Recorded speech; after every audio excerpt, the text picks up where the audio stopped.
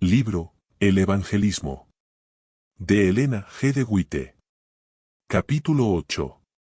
La predicación de las verdades distintivas. La proclamación del segundo advenimiento. Despertad a la gente para la preparación.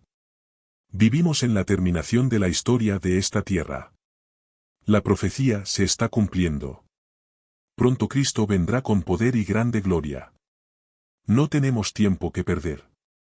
Resuene el mensaje con fervientes palabras de amonestación. Por doquiera debemos persuadir a los hombres a arrepentirse y huir de la ira que vendrá.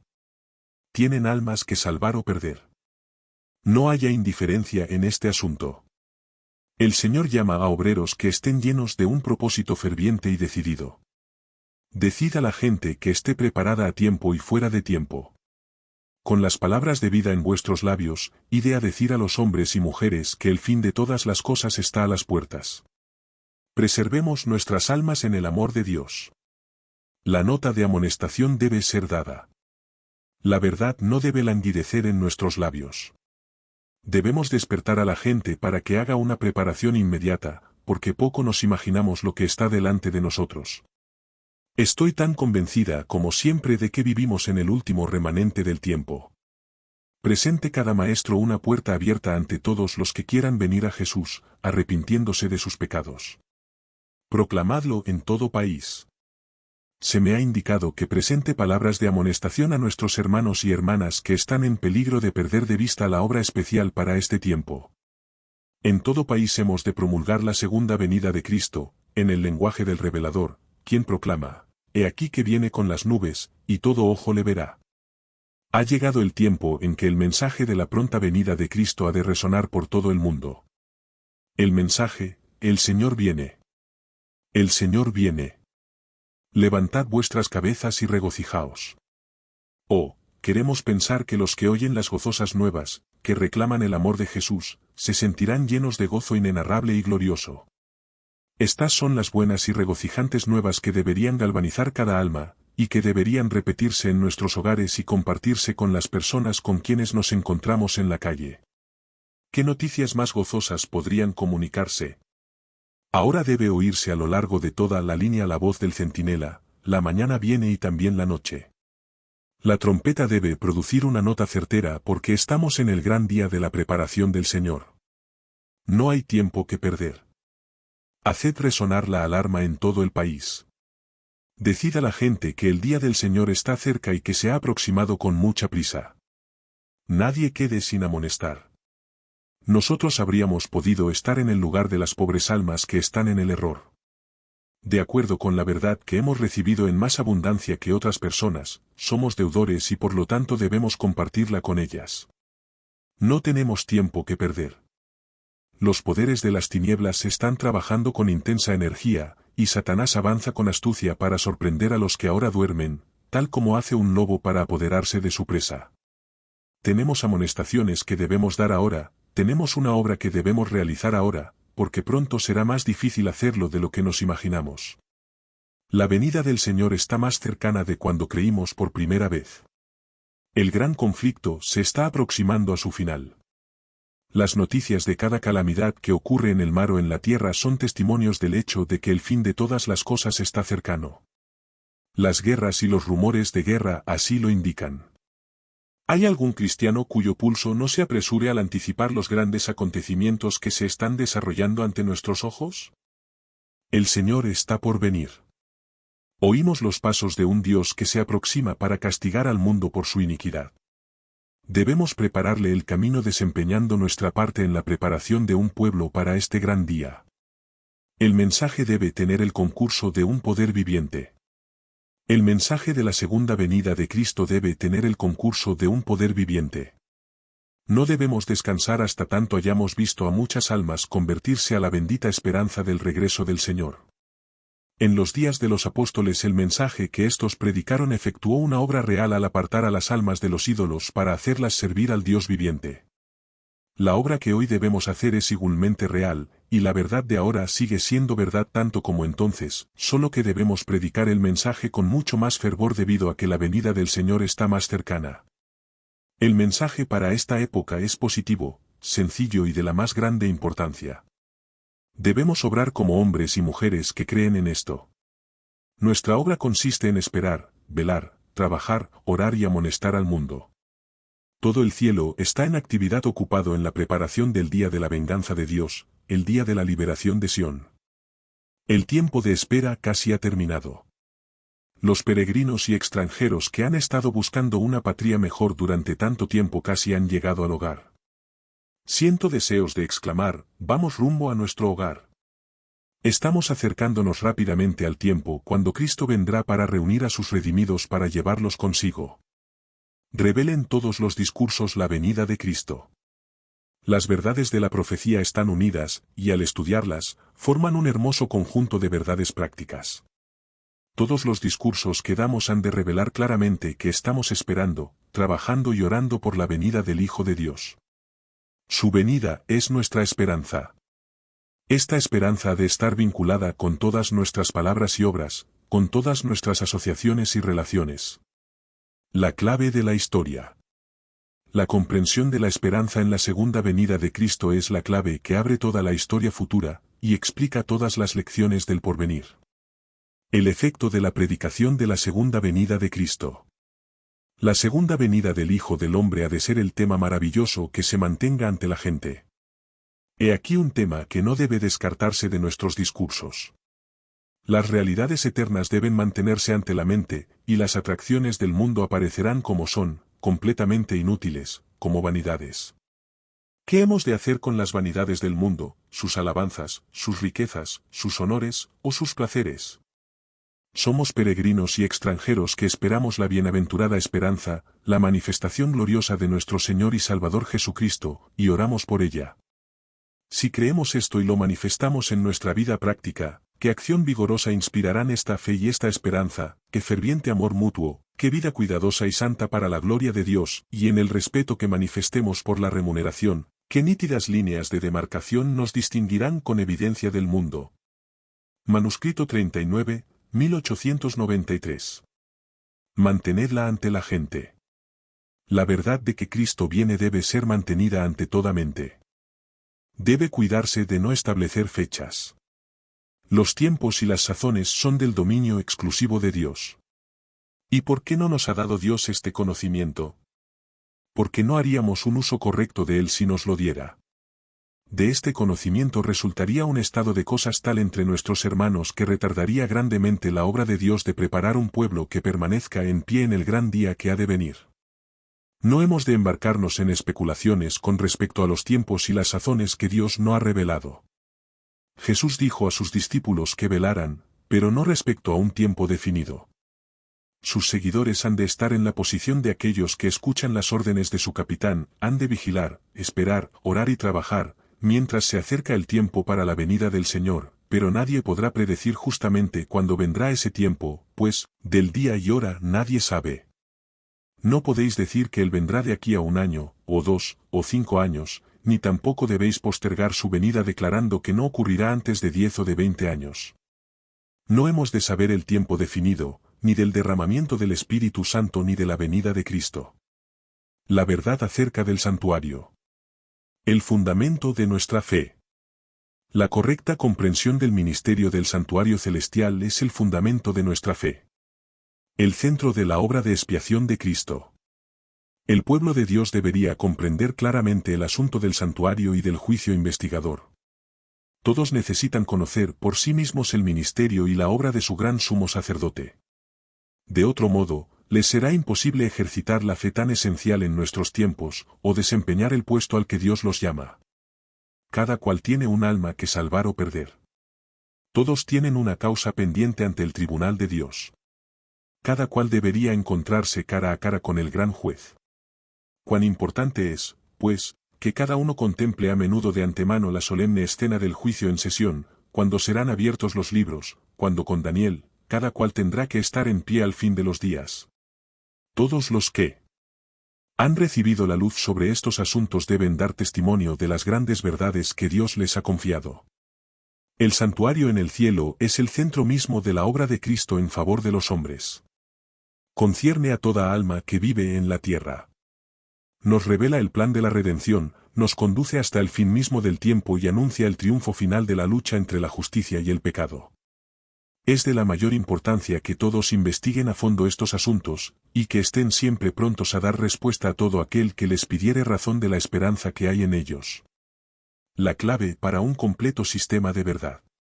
El asunto del santuario fue la clave que aclaró el misterio del engaño de 1844. Reveló todo un sistema de verdades, que formaban un conjunto armonioso y demostraban que la mano de Dios había dirigido el gran movimiento adventista, y al poner de manifiesto la situación y la obra de su pueblo le indicaba cuál era su deber de allí en adelante. Los ojos fijos en el santuario.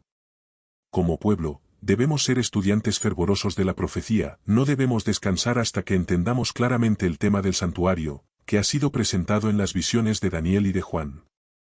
Este asunto arroja gran luz sobre nuestra posición y nuestra obra actual, y nos da una prueba irrefutable de que Dios nos ha dirigido en nuestra experiencia pasada. Explica nuestro chasco de 1844, mostrándonos que el santuario que había de ser purificado, no era la tierra, como habíamos supuesto, sino que Cristo entró entonces en el lugar santísimo del santuario celestial, y allí está realizando la obra final de su misión sacerdotal, en cumplimiento de las palabras del ángel comunicadas al profeta Daniel, hasta 2300 días de tarde y mañana, y el santuario será purificado. Nuestra fe con referencia al mensaje del primero, el segundo y el tercer ángeles, era correcta. Los grandes hitos por los cuales hemos pasado son inconmovibles. Aun cuando las huestes del infierno intenten derribarlos de sus fundamentos, y triunfar en el pensamiento de que han tenido éxito, no alcanzarán su objetivo. Estos pilares de verdad permanecen tan incólumes como las montañas eternas, sin ser conmovidos por todos los esfuerzos de los hombres combinados con los de Satanás y su hueste. Podemos aprender mucho, y debemos estar constantemente escudriñando las Escrituras para ver si estas cosas son así. El pueblo de Dios ha de tener ahora sus ojos fijos en el santuario celestial, donde se está realizando el servicio final de nuestro gran sumo sacerdote en la obra del juicio, donde Él está intercediendo por su pueblo. La verdad central de una teología sencilla. Debe enseñarse en toda escuela establecida la más sencilla teoría teológica. En esta teoría, la expiación de Cristo debe ser la gran esencia, la verdad central. El tema maravilloso de la redención debe ser presentado a los estudiantes. La seriedad de la verdad del santuario. Mientras Cristo está purificando el santuario, los adoradores en la tierra deben repasar cuidadosamente su vida, y comparar su carácter con la norma de justicia. La predicación de la doctrina del santuario es respaldada por el Espíritu Santo. Durante más de medio siglo, los diferentes puntos de la verdad presente se han objetado y han sido materia de oposición. Se han presentado como verdades nuevas teorías que no eran verdades y el Espíritu de Dios reveló su error. A medida que se presentaban los grandes pilares de la fe, el Espíritu Santo les prestaba su testimonio, y especialmente esto es cierto con respecto a las verdades del santuario. Muy repetidamente el Espíritu Santo ha respaldado de una manera notable la predicación de esta doctrina. Pero hoy en día, así como en lo pasado, algunos serán inducidos a idear nuevas teorías y a negar las verdades sobre las cuales el Espíritu de Dios ha colocado su aprobación. Falsas teorías con respecto al santuario. En el futuro surgirán engaños de toda clase, y necesitamos terreno sólido para nuestros pies. Necesitamos sólidos pilares para el edificio. No ha de quitarse ni un solo ápice de aquello que el Señor ha establecido. El enemigo presentará falsas doctrinas, tales como la doctrina de que no existe un santuario. Este es uno de los puntos en los cuales algunos se apartarán de la fe. ¿Dónde encontraremos seguridad, a menos que sea en las verdades que el Señor nos ha estado dando durante los últimos 50 años? The Review and Herald, 25 de mayo de 1905. Contienda sobre una verdad distintiva. Se acerca el tiempo en que las facultades engañosas de los agentes satánicos se desarrollarán plenamente. Por un lado está Cristo, a quien se le ha dado todo poder en el cielo y en la tierra. Por el otro lado está Satanás, ejerciendo continuamente su poder para seducir, para engañar con fuertes sofismas espiritistas, para quitar a Dios del lugar que debe ocupar en la mente de los hombres. Satanás está luchando continuamente para sugerir suposiciones fantásticas con respecto al santuario, degradando las maravillosas imágenes de Dios y el ministerio de Cristo por nuestra salvación, a fin de convertirlas en algo que cuadre con la mente carnal. Quita de los corazones de los creyentes el poder director de esas imágenes divinas y lo suple con teorías fantásticas inventadas para anular las verdades de la expiación, y para destruir nuestra confianza en las doctrinas que hemos considerado sagradas desde que fuera dado por primera vez el mensaje del tercer ángel. Así quisiera Él despojarnos de nuestra fe en el mismo mensaje que nos ha convertido en un pueblo separado, y que ha dado carácter y poder a nuestra obra. La presentación de la ley y el sábado. Nuestro mensaje especial. El Señor tiene un mensaje especial que sus embajadores deben llevar. Deben dar a la gente la amonestación, llamándola a reparar la brecha que ha hecho el papado en la ley de Dios. El sábado ha sido anulado, convirtiéndoselo en un requisito no esencial, que una autoridad humana puede poner a un lado. El día santo del Señor ha sido convertido en un día de trabajo común. Los hombres han derribado el monumento conmemorativo de Dios, colocando un falso día de descanso en su lugar. El último mensaje al mundo. El último mensaje de amonestación al mundo ha de hacer ver a los hombres la importancia que Dios concede a su ley. Tan claramente ha de ser presentada la verdad que ningún transgresor que la oiga tenga excusa por dejar de discernir la importancia de la obediencia a los mandamientos de Dios. Se me ha ordenado que diga, reunid las pruebas bíblicas de que Dios santificó el séptimo día y leed estas pruebas ante la congregación. Mostrad a los que no oyeron la verdad que todos los que se apartan de un claro, así dice Jehová, deberán sufrir el resultado de su conducta. En todos los siglos, el sábado ha sido la prueba de la lealtad hacia Dios. Señales para siempre entre mí y los hijos de Israel, declara el Señor. La cuestión decisiva para todo el mundo. La luz concerniente a las declaraciones obligatorias de la ley de Dios ha de ser presentada por doquiera. Esto ha de ser una cuestión decisiva. Probará al mundo. El desarrollo de la obra en nuevos campos. He tenido que interrumpir la tarea de escribir para tener una entrevista con el hermano. Él se halla algo perplejo. Deseaba saber cómo presentar la verdad al entrar en nuevos campos, y si el sábado debía ser predicado primero. Le dije que el mejor plan y el más sabio sería espaciarse en temas que despertaran la conciencia. Él podía hablar a la gente acerca de la santidad práctica, la devoción y piedad, y presentar la vida abnegada de Jesús como nuestro ejemplo, hasta que vieran el contraste con la propia vida de ellos, vida indulgente hacia el yo, y llegaran a sentirse insatisfechos con su vida no cristiana. Luego presentadles las profecías, mostradles la pureza y las declaraciones de carácter obligatorio de la palabra de Dios. Ni una jota ni un tilde de esta ley ha de perder su fuerza, sino que sostiene su obligatoriedad para cada alma hasta el fin del tiempo. Cuando la ley de Dios es anulada, cuando el mundo cristiano se una con los católicos y mundanos para anular el efecto de los mandamientos de Dios, entonces el pueblo elegido del Señor se levantará para defender la ley de Jehová. Este es el engaño que Pablo usó, esta es la prudencia de la serpiente y la sencillez de la paloma. Cuando llegamos a una comunidad que está familiarizada con nuestra fe, no necesita seguirse este procedimiento cuidadoso, pero en todos los casos deben hacerse esfuerzos especiales para acercarse a los corazones por medio de esfuerzos personales. Evitad criticar a las iglesias, no permitáis que la gente tenga la idea de que vuestra obra ha de derribar, sino edificar, y presentar la verdad como es en Jesús. Espaciaos mucho en la necesidad de la piedad vital. Introducción del tema del sábado en nuevos campos. El mensaje de la verdad es nuevo y asombroso para los pobladores de este país, Australia. Las doctrinas bíblicas presentadas son una nueva revelación y ellos consideran los nuevos conceptos como expresiones de infidelidad. Al presentar el asunto del domingo o la unión de la Iglesia y el Estado, hacedlo con todo cuidado. No dará resultado presentar las posiciones definidas que han sido y que serán expuestas necesariamente en los Estados Unidos. Estos temas deben introducirse con precaución. Aún no nos hemos afirmado en este país. El enemigo de la rectitud ha estado trabajando, y aún lo está haciendo con todos los recursos que es capaz de inventar a fin de estorbar la obra que debería hacerse para esclarecer y educar a la gente, sus fuerzas están aumentando. Las demoras en que se ha incurrido han estado dando ventaja a Satanás, y estas demoras han causado la pérdida de muchas almas. Al Señor no le agrada la demora en la obra. Cada demora torna más difícil el trabajo que debe realizarse, porque con esto se da ventaja a Satanás para que él se anticipe y ocupe el campo y lo prepare para que ofrezca una fuerte resistencia. La demora de nuestro pueblo para levantar el estandarte en nuestras grandes ciudades no está en armonía con la luz dada por Dios. Una luz vacilante ha estado brillando en las ciudades, y ha sido suficiente tan solo para que falsos pastores sientan que es tiempo de que ellos trabajen activamente para presentar fábulas y falsedades a fin de apartar a la gente del mensaje de la verdad. Se ha llevado a cabo un pequeño esfuerzo, pero no se ha dispuesto de hombres ni de recursos financieros para hacer la obra. Satanás ha obrado y obrará con sus maravillas mentirosas, y sus fuertes engaños serán aceptados en el lugar donde el estandarte de la verdad debería haber sido alzado. Ahora bien, el hecho de que el pueblo de Dios que conoce la verdad ha fallado en cumplir con su deber de acuerdo con la luz dada en la palabra de Dios hace necesario que tengamos más cuidado a fin de no ofender a los que no creen antes de haber oído las razones de nuestra fe con respecto al sábado y al domingo.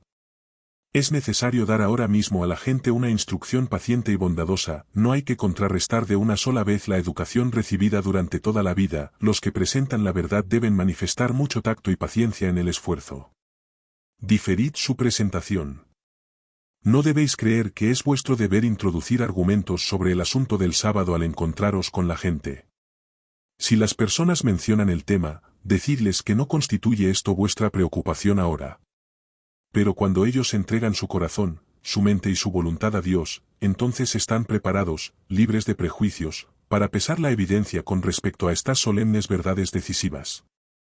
Cuidado de no incurrir en demora indebida. Se necesita cuidado, pero mientras algunos de los obreros son cautelosos y avanzan lentamente, si no hay relacionadas con ellos personas que en la obra vean la necesidad de ser agresivas, se perderá mucho, pasarán las oportunidades, y la providencia de Dios que prepara el camino no se discernirá.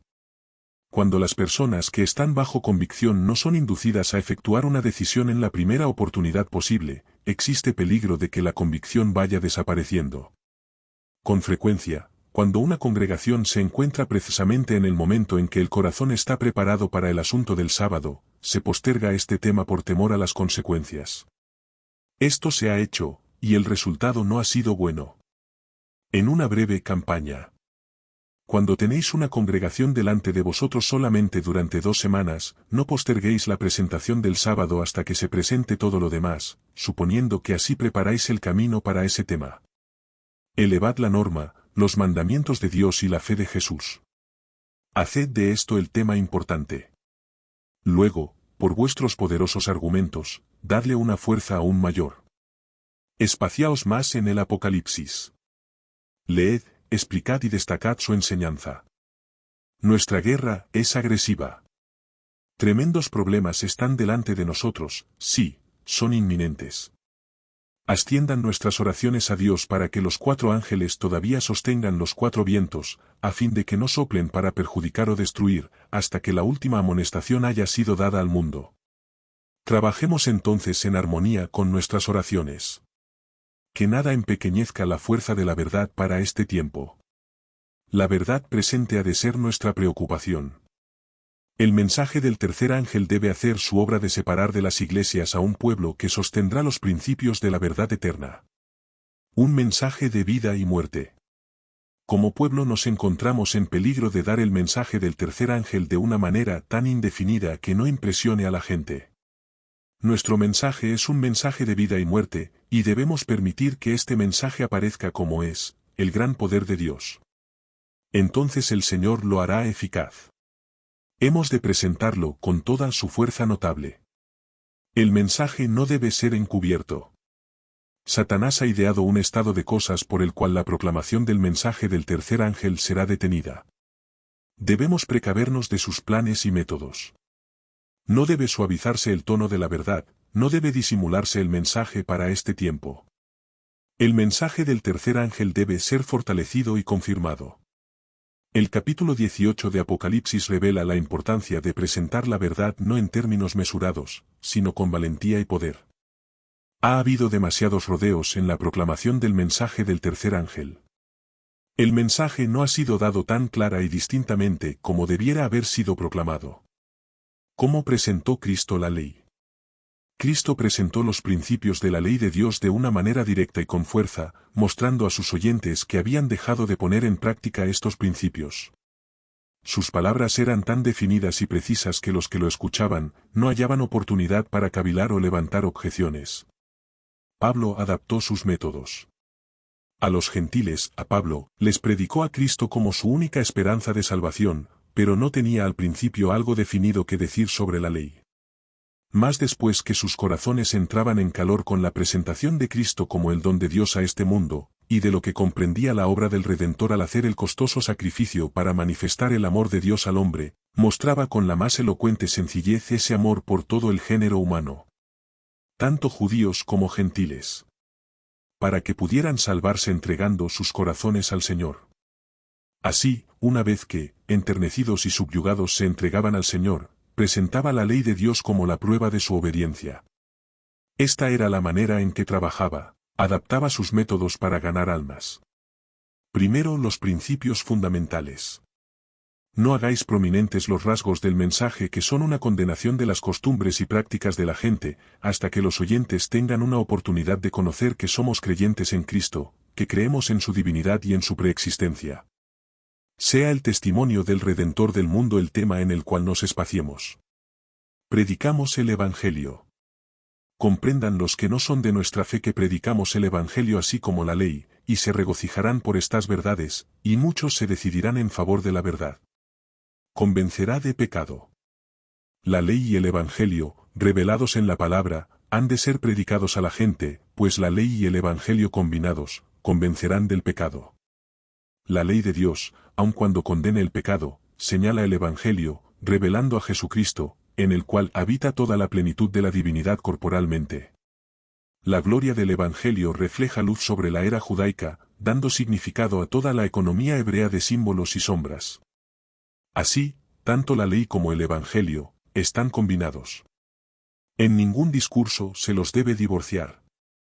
Los religionistas generalmente han divorciado la ley y el Evangelio, en tanto que nosotros, por otra parte, casi hemos hecho lo mismo desde otro punto de vista. No hemos mantenido ante la gente la justicia de Cristo y el pleno significado de su gran plan de redención. Hemos descartado a Cristo y su amor incomparable, hemos introducido teorías y razonamientos, y hemos predicado argumentos íntimamente relacionados. Si tenemos el espíritu y el poder del mensaje del tercer ángel, debemos presentar juntos la ley y el Evangelio, porque van juntos. Reforzad el mensaje con publicaciones. Vivimos en unos días que constituyen un tiempo que exige una constante vigilancia, un tiempo en el que el pueblo de Dios debería estar despierto y llevando a cabo la gran obra de presentar la luz acerca del sábado.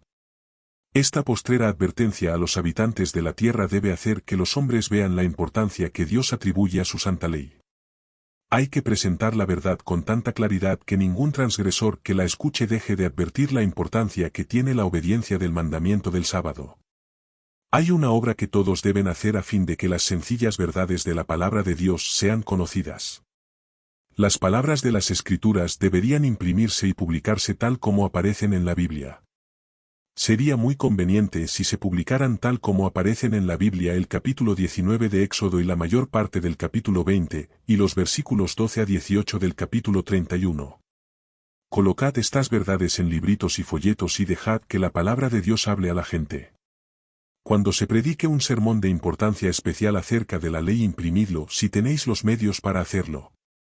Luego, cuando os enfrenten los defensores de las leyes dominicales, poned esos folletos en sus manos.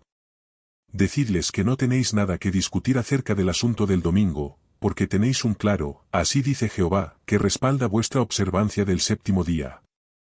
Haced prominente la señal distintiva. Hemos de manifestar al mundo los puros, nobles y santos principios que han de distinguir del mundo al pueblo de Dios. En lugar de que el pueblo de Dios llegue a distinguirse cada vez menos definidamente de los que no guardan el sábado, han de hacer la observancia del sábado tan prominente que el mundo no pueda dejar de reconocer que son adventistas del séptimo día. Llamados a exponer al hombre de pecado.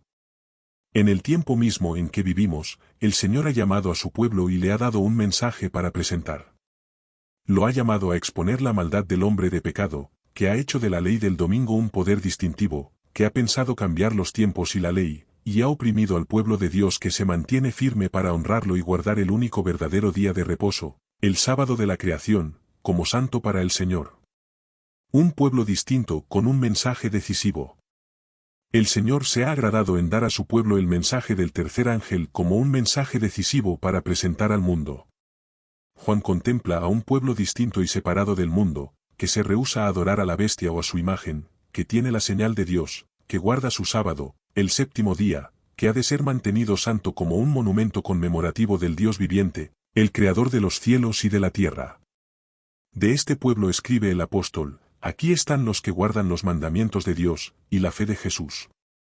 La marca de la bestia.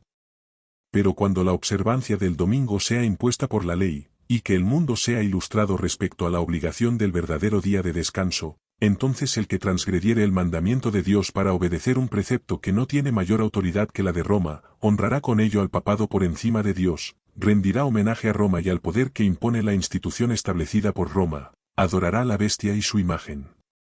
Cuando los hombres rechacen entonces la institución que Dios declaró ser el signo de su autoridad, y honren en su lugar lo que Roma escogió como signo de su supremacía, ellos aceptarán de hecho el signo de la sumisión a Roma, la marca de la bestia. Y sólo cuando la cuestión haya sido expuesta así a las claras ante los hombres, y ellos hayan sido llamados a escoger entre los mandamientos de Dios y los mandamientos de los hombres, será cuando los que perseveren en la transgresión recibirán la marca de la bestia. La recepción de la marca de la bestia en el futuro. El cambio del sábado es una señal o marca de la autoridad de la Iglesia romana. Aquellos que, comprendiendo las aseveraciones del cuarto mandamiento, escogen observar el falso día de descanso en lugar del verdadero, están con ello rindiendo homenaje al único poder que lo ordena. La marca de la bestia es el día de descanso papal, que ha sido aceptado por el mundo en lugar del día señalado por Dios. Nadie hasta ahora ha recibido la marca de la bestia. El tiempo de prueba no ha llegado aún. Hay cristianos verdaderos en todas las iglesias, sin exceptuar la comunidad católica romana. Nadie es condenado hasta que haya tenido la luz y haya visto la obligación del cuarto mandamiento. Pero cuando se ponga en vigencia el decreto que ordena falsificar el sábado, y el fuerte clamor del tercer ángel amoneste a los hombres contra la adoración de la bestia y su imagen, se trazará claramente la línea entre lo falso y lo verdadero.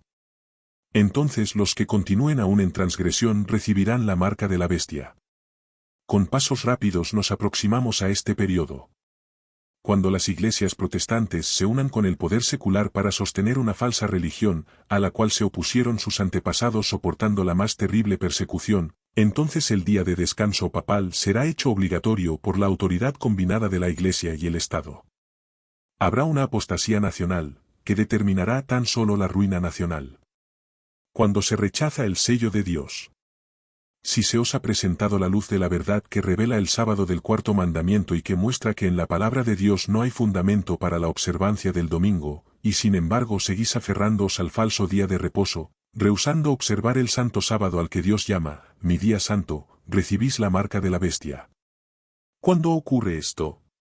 Cuando obedecéis el decreto que os ordena dejar de trabajar el domingo para adorar a Dios, mientras sabéis que no hay una sola palabra en la Biblia que muestre que el domingo no sea un día como todos los demás, entonces consentís en recibir la marca de la bestia y rechazáis el sello de Dios. Como resultado de desobedecer la luz. Dios ha dado a los hombres el sábado como una señal entre él y ellos, como una prueba de su lealtad. Aquellos que, después de recibir la luz concerniente a la ley de Dios, continúen desobedeciendo y exaltando las leyes humanas por encima de la ley de Dios, en la gran crisis que está delante de nosotros, recibirán la marca de la bestia. Prudencia en la presentación del asunto del domingo. No hemos de provocar a los que han aceptado este día de descanso espurio, una institución del papado, en lugar del santo sábado de Dios. El que no tengan los argumentos de la Biblia en su favor, los vuelve más airados y resueltos a suplir en lugar de los argumentos que faltan en la palabra de Dios, el poder de su fuerza. La fuerza de la persecución sigue los pasos del dragón. Por lo tanto, debe ejercerse gran cuidado para no producir provocación alguna. Sea la verdad la que corte. Los esfuerzos de Satanás contra los abogados de la verdad se tornarán más intensos y decididos a medida que se aproxime el tiempo del fin. Así como en los días de Cristo los sacerdotes y dirigentes principales instigaron al pueblo contra él, así también los dirigentes religiosos promoverán encono y prejuicios contra la verdad para este tiempo. La gente estará lista para realizar actos de violencia y oposición en los cuales nunca habrían pensado si no hubieran sido empapados con la animosidad de los cristianos profesos contra la verdad. ¿Y cuál será la conducta que deberán seguir los abogados de la verdad? Poseen la palabra de Dios eterna e inmutable y deberán dar a conocer el hecho de que tienen la verdad tal como fue revelada por Jesús. Sus palabras no deben ser ásperas ni hirientes. En su presentación de la verdad deben manifestar el amor, la humildad y mansedumbre de Cristo. Deben dejar que la verdad sea la que corte. La palabra de Dios es como una espada aguda de dos filos, y se abrirá paso hasta el corazón. Los que saben que poseen la verdad no deberán, mediante el uso de expresiones duras y severas, dar a Satanás la oportunidad de tergiversar el espíritu con que hablan. Un llamamiento a iluminar las masas. Me fue mostrado que Satanás se nos está adelantando. La ley de Dios ha de ser invalidada por los instrumentos de Satanás. En nuestro país que se jacta de la libertad, se acabará la libertad religiosa. Se definirá el conflicto sobre la cuestión del sábado, y esto conmoverá a todo el mundo. El tiempo en que podemos trabajar es limitado y Dios pide que los ministros y el pueblo cumplan su deber sin tardanza. Maestros sabios como serpientes e inofensivos como palomas deben acudir para ayudar al Señor contra los poderosos. Hay muchas personas que no comprenden las profecías relacionadas con estos días, y por lo tanto deben ser iluminadas. Los problemas relativos a la observancia del sábado. No hay razón para que exista ansiedad o temor. A menudo cuando nuestros obreros presentan la decisiva verdad del sábado al pueblo, algunos se detienen vacilantes por temor de atraer la pobreza y penurias sobre ellos mismos y sobre sus familias. Dicen, sí, veo lo que tratáis de mostrarme, con respecto a la observancia del séptimo día de la semana, pero temo que si guardo el sábado perderé mi puesto, y no podré atender a mi familia. Y así, muchos conservan su puesto mundano y desobedecen el mandato de Dios. Pero estos versículos Lucas 12, 1, 7, nos enseñan que el Señor conoce todas nuestras circunstancias, comprende nuestros inconvenientes, y cuida de todos los que perseveran en conocer al Señor. Nunca permitirá que sus hijos sean tentados más de lo que puedan soportar. Cristo declaró a sus discípulos, no os acongojéis por vuestra vida, que habéis de comer, o que habéis de beber, ni por vuestro cuerpo, que habéis de vestir, no es la vida más que el alimento, y el cuerpo que el vestido. Mirad las aves del cielo, que no siembran, ni siegan, ni allegan en alfolíes, y vuestro Padre Celestial las alimenta, ¿no sois vosotros mucho mejores que ellas? Mas, ¿quién de vosotros podrá, congojándose, añadir a su estatura un codo? Pues si no podéis aun lo que es menos, ¿para qué estáis afanosos de lo demás? Sosteniendo ante ellos el lirio del campo con su hermosura y su pureza, el Salvador continuó, reparad los lirios del campo, como crecen, no trabajan ni hilan, mas os digo, que ni aun Salomón con toda su gloria fue vestido así como uno de ellos. Y si la hierba del campo que hoy es, y mañana es echada en el horno, Dios la viste así, ¿no hará mucho más a vosotros, hombres de poca fe? No os congojéis pues, diciendo, ¿qué comeremos, o qué beberemos, o con qué nos cubriremos? Porque los gentiles buscan todas estas cosas, que vuestro Padre Celestial sabe que de todas estas cosas habéis menester. Mas buscad primeramente el reino de Dios y su justicia, y todas estas cosas os serán añadidas. Cristo enseña aquí una preciosa lección con respecto a su servicio. Cualesquiera sean las cosas que ocurran, Él dice, servid a Dios. Cualesquiera sean los inconvenientes y las durezas con que os encontréis, confiad en el Señor. No tenemos razón para afligirnos y temer, si hacemos nuestra resolución en favor de la verdad, de que nosotros y nuestras familias sufriremos. Hacerlo es manifestar falta de fe en Dios. Vuestro Padre Celestial sabe que de todas estas cosas habéis menester, dice el Salvador. Si estudiáramos la palabra más fielmente, creceríamos en fe. Es tiempo de extender una mano ayudadora. Es este un tiempo importante para estas localidades donde se ha despertado interés. Un gran número de personas están en el valle de la decisión. Conceda el Señor a sus siervos sabiduría para hablar a estas almas palabras tales que les den coraje para confesar la verdad y rendir a Dios su voluntad y la entera devoción de su corazón. Oramos porque el Señor inspire con fe a estas almas que están convencidas de la verdad de que el séptimo día es el día de descanso del Señor. Oramos porque no consulten con sus propios sentimientos y permitan que el enemigo los induzca a decidir que el sacrificio es demasiado grande. Sufrirán pérdida en los asuntos materiales, y la mano ayudadora no faltará. Muchos preguntan, ¿cómo podremos mantener a nuestras familias? Perderemos nuestras ocupaciones no bien decidamos observar el séptimo día y no trabajar en sábado. ¿Morirán de hambre nuestras familias? ¿Qué podemos contestar? La pobreza y la necesidad se ven en todos lados, y hay almas sinceras que no saben qué deben hacer. No se atreven a tomar una decisión, aunque saben que el séptimo día es el sábado del Señor. Saben que Dios bendijo el séptimo día y lo apartó para que el hombre lo observe como un recordativo de la creación de este mundo hecha por Dios en 6 días y de su reposo en el día séptimo. Se nos aflige el corazón cuando vemos las dificultades que se alzan como montañas ante estas personas, las perspectivas de escasez y necesidad para ellas y la posibilidad de que sus hijos pidan sin recibir. Más de uno dice, quiero guardar el sábado, pero en cuanto avise a mi empleador que he decidido observar el día de reposo, él me despedirá. Hay cientos de personas que esperan la oportunidad de ocupar los puestos que queden vacantes. Esto me aflige mucho. Todo lo que podemos hacer es animarlos a que tengan fe y orar por ellos. Algunas veces quisiera tener $1.000.000, porque podría emplear cada uno de ellos en esta obra. Muchas personas llegan a transgredir abiertamente la santa ley de Dios, como resultado de su unión, de su acuerdo y de su colaboración con sus compañeros que son instrumentos de Satanás. Dios les envía luz para sacarlos del engaño, pero ellos rehúsan aceptar la palabra de Dios tal como está escrita. Aceptan, en cambio, el error y prefieren las mentiras de Satanás antes que un así dice Jehová.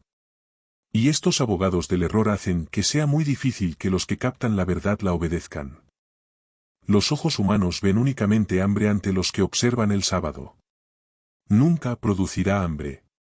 Nunca necesita alguien temer que la observancia del verdadero sábado dará por resultado el hambre. Isaías 58, 11, 12, Proverbios 7, 2, Isaías 58, 14. Estas promesas constituyen una respuesta suficiente a todas las excusas que el hombre pueda inventar para rehusarse a guardar el sábado. Aun cuando, después de comenzar a guardar la ley de Dios, parezca imposible sostener a la familia, comprenda toda alma en duda que Dios ha prometido cuidar de aquellos que obedecen sus mandamientos. Se necesitan hombres valerosos. Se requiere valor moral para adoptar la posición en favor de la observancia de los mandamientos del Señor. Un opositor de la verdad dijo cierta vez que únicamente las personas de mente débil, necias e ignorantes se apartarían de las iglesias para observar el séptimo día como día de reposo. Pero un ministro que había aceptado la verdad replicó, si Ude piensa que la gente de mente débil hace esto, procure hacerlo Ude mismo. El acto de colocarse en el lado impopular requiere valor moral, firmeza, decisión, perseverancia y mucha oración. Estemos agradecidos porque ahora podemos acudir a Cristo tal como antaño iban a Él en el templo los pobres y los dolientes. Ude no se ha atrevido a pisotear los mandamientos de Dios, y se ha puesto en el lado de la verdad impopular, y ahora deje que los resultados sean los que fueren.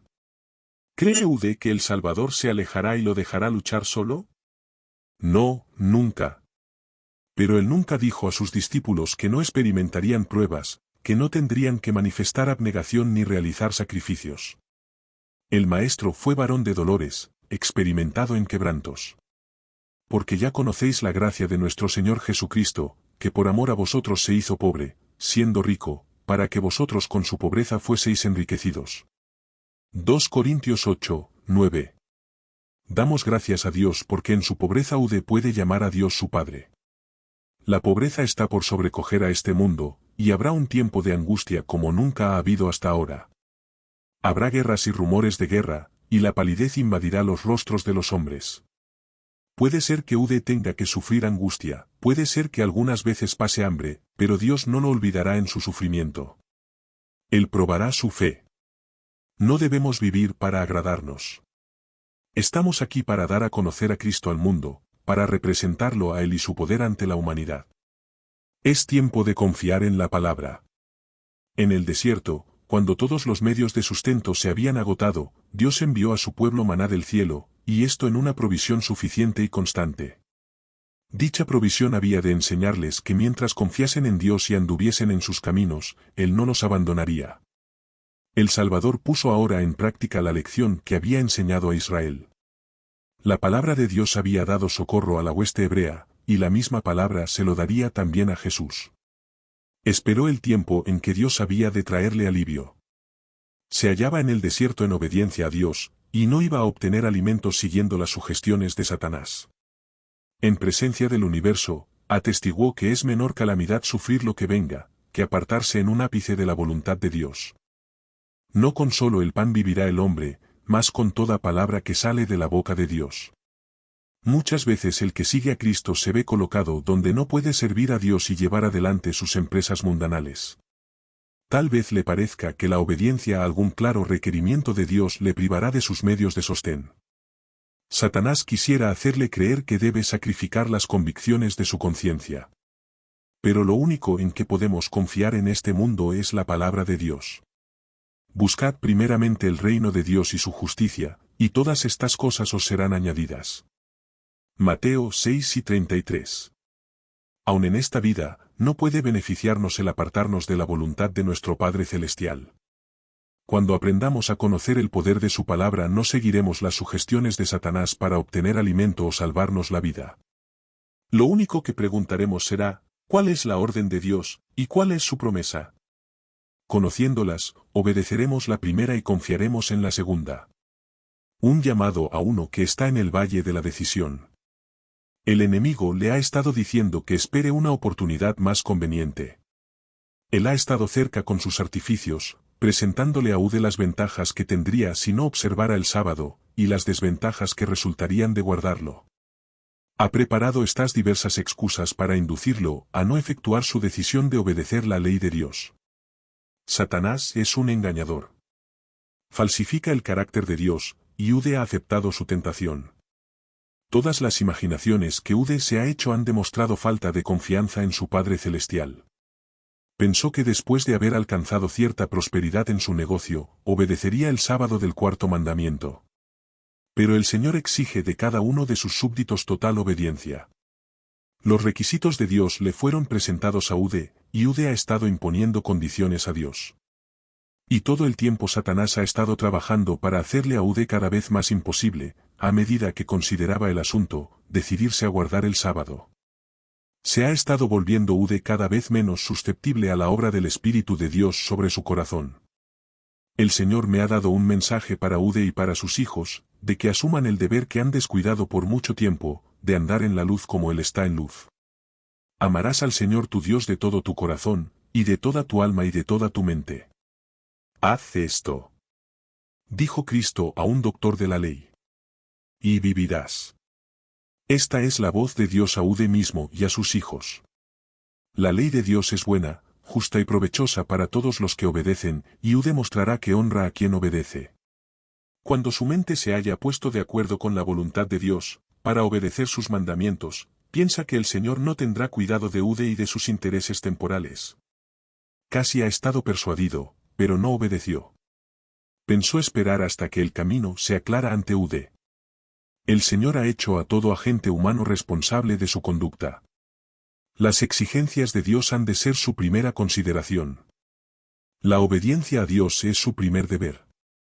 Ha de dejar todas las consecuencias en las manos del Señor. Ha estado vacilando porque ahora no se da cuenta de las poderosas convicciones que una vez tuvo, y no quiere someterse para obedecer. No necesita esperar una convicción tan profunda otra vez. Tendrá que obedecer a Dios y hacer su resolución en favor de la verdad, sintiendo o sin sentirlo. Lo que debe hacer ahora es trabajar resueltamente desde el mismo principio, para hacer sus decisiones, cualesquiera sean las consecuencias. Vivid en armonía con cada nuevo rayo de luz. Vivid en armonía con cada nuevo rayo de luz que recibís. Vuestros intereses eternos están incluidos en esto, y por esto os digo, apreciad cada rayo de luz. Pedid de rodillas a Cristo que el Espíritu Santo obre en vuestro corazón para que no os alejéis de su ley. Es mejor perder el puesto que perder a Jesús. No penséis que si hacéis una resolución en favor de la verdad bíblica, perderéis vuestro puesto. Haréis mejor en perder vuestro puesto que perder a Jesús. Os será mejor ser participantes de la abnegación del Señor que andar en vuestro propio camino buscando recoger los tesoros de esta vida. No podéis llevar ninguno de ellos a la tumba. Saldréis de la tumba sin nada, pero si tenéis a Jesús lo tendréis todo. Él es todo lo que necesitaréis para resistir la prueba del día de Dios, ¿y no es esto suficiente para vosotros? Manuscrito 20, 1894. Una posición firme. Los hombres pueden poner en acción toda la combatividad que les plazca, pero de todos modos los mandamientos de Dios seguirán siendo los mandamientos de Dios. Hemos decidido guardarlos y vivir, preservar su ley como la niña de nuestro ojo. Denuncien los hombres la ley de Dios y pisoteen al pueblo que guarda los mandamientos. ¿Pueden hacer esto y vivir? Es imposible. Dios tiene su norma para medir el carácter, y los que le obedecen son los que vivirán, y Él protegerá a los que guardan la ley como la niña de sus ojos. Ofrecimiento de cargos a los nuevos observadores del sábado. Entre los que aceptaron la verdad en el invierno pasado, había un joven que salió de la escuela a que asistía a fin de guardar el sábado. Se le preguntó qué haría para ganarse la vida. Replicó, Dios me ha dado fuerza física y trabajaré en cualquier cosa antes que quebrantar sus mandamientos. Algunos estaban ansiosos de darle un cargo en la imprenta, pero alguien dijo, no. Cuando él manifieste que obedecerá a Dios a cualquier costo, entonces sabremos que es el hombre que necesitamos en esta oficina. Pero si no tiene principios suficientemente sólidos para hacer esto, entonces es el hombre que no necesitamos. El pastor vino a verme y me preguntó si debían estimular a ese joven a que pensase que se le daría un cargo en la oficina. Le dije, el Dios del cielo le ha presentado el eterno peso de gloria que espera al vencedor, y si él como Moisés aprecia la recompensa se pondrá decididamente de parte de la verdad. Pero si se le ofrece un soborno u otro atractivo se le causará daño. Sin embargo, nuestro deber consiste en ayudarle a ver que debe andar por fe, pero no se lo deje luchar solo, porque Satanás lo tentará, por lo tanto debéis prestarle toda la ayuda que sea posible. Los negocios y los observadores del sábado. Los que profesamos observar el santo día de reposo de Dios, necesitamos llevar a cabo una reforma en lo que atañe al sábado.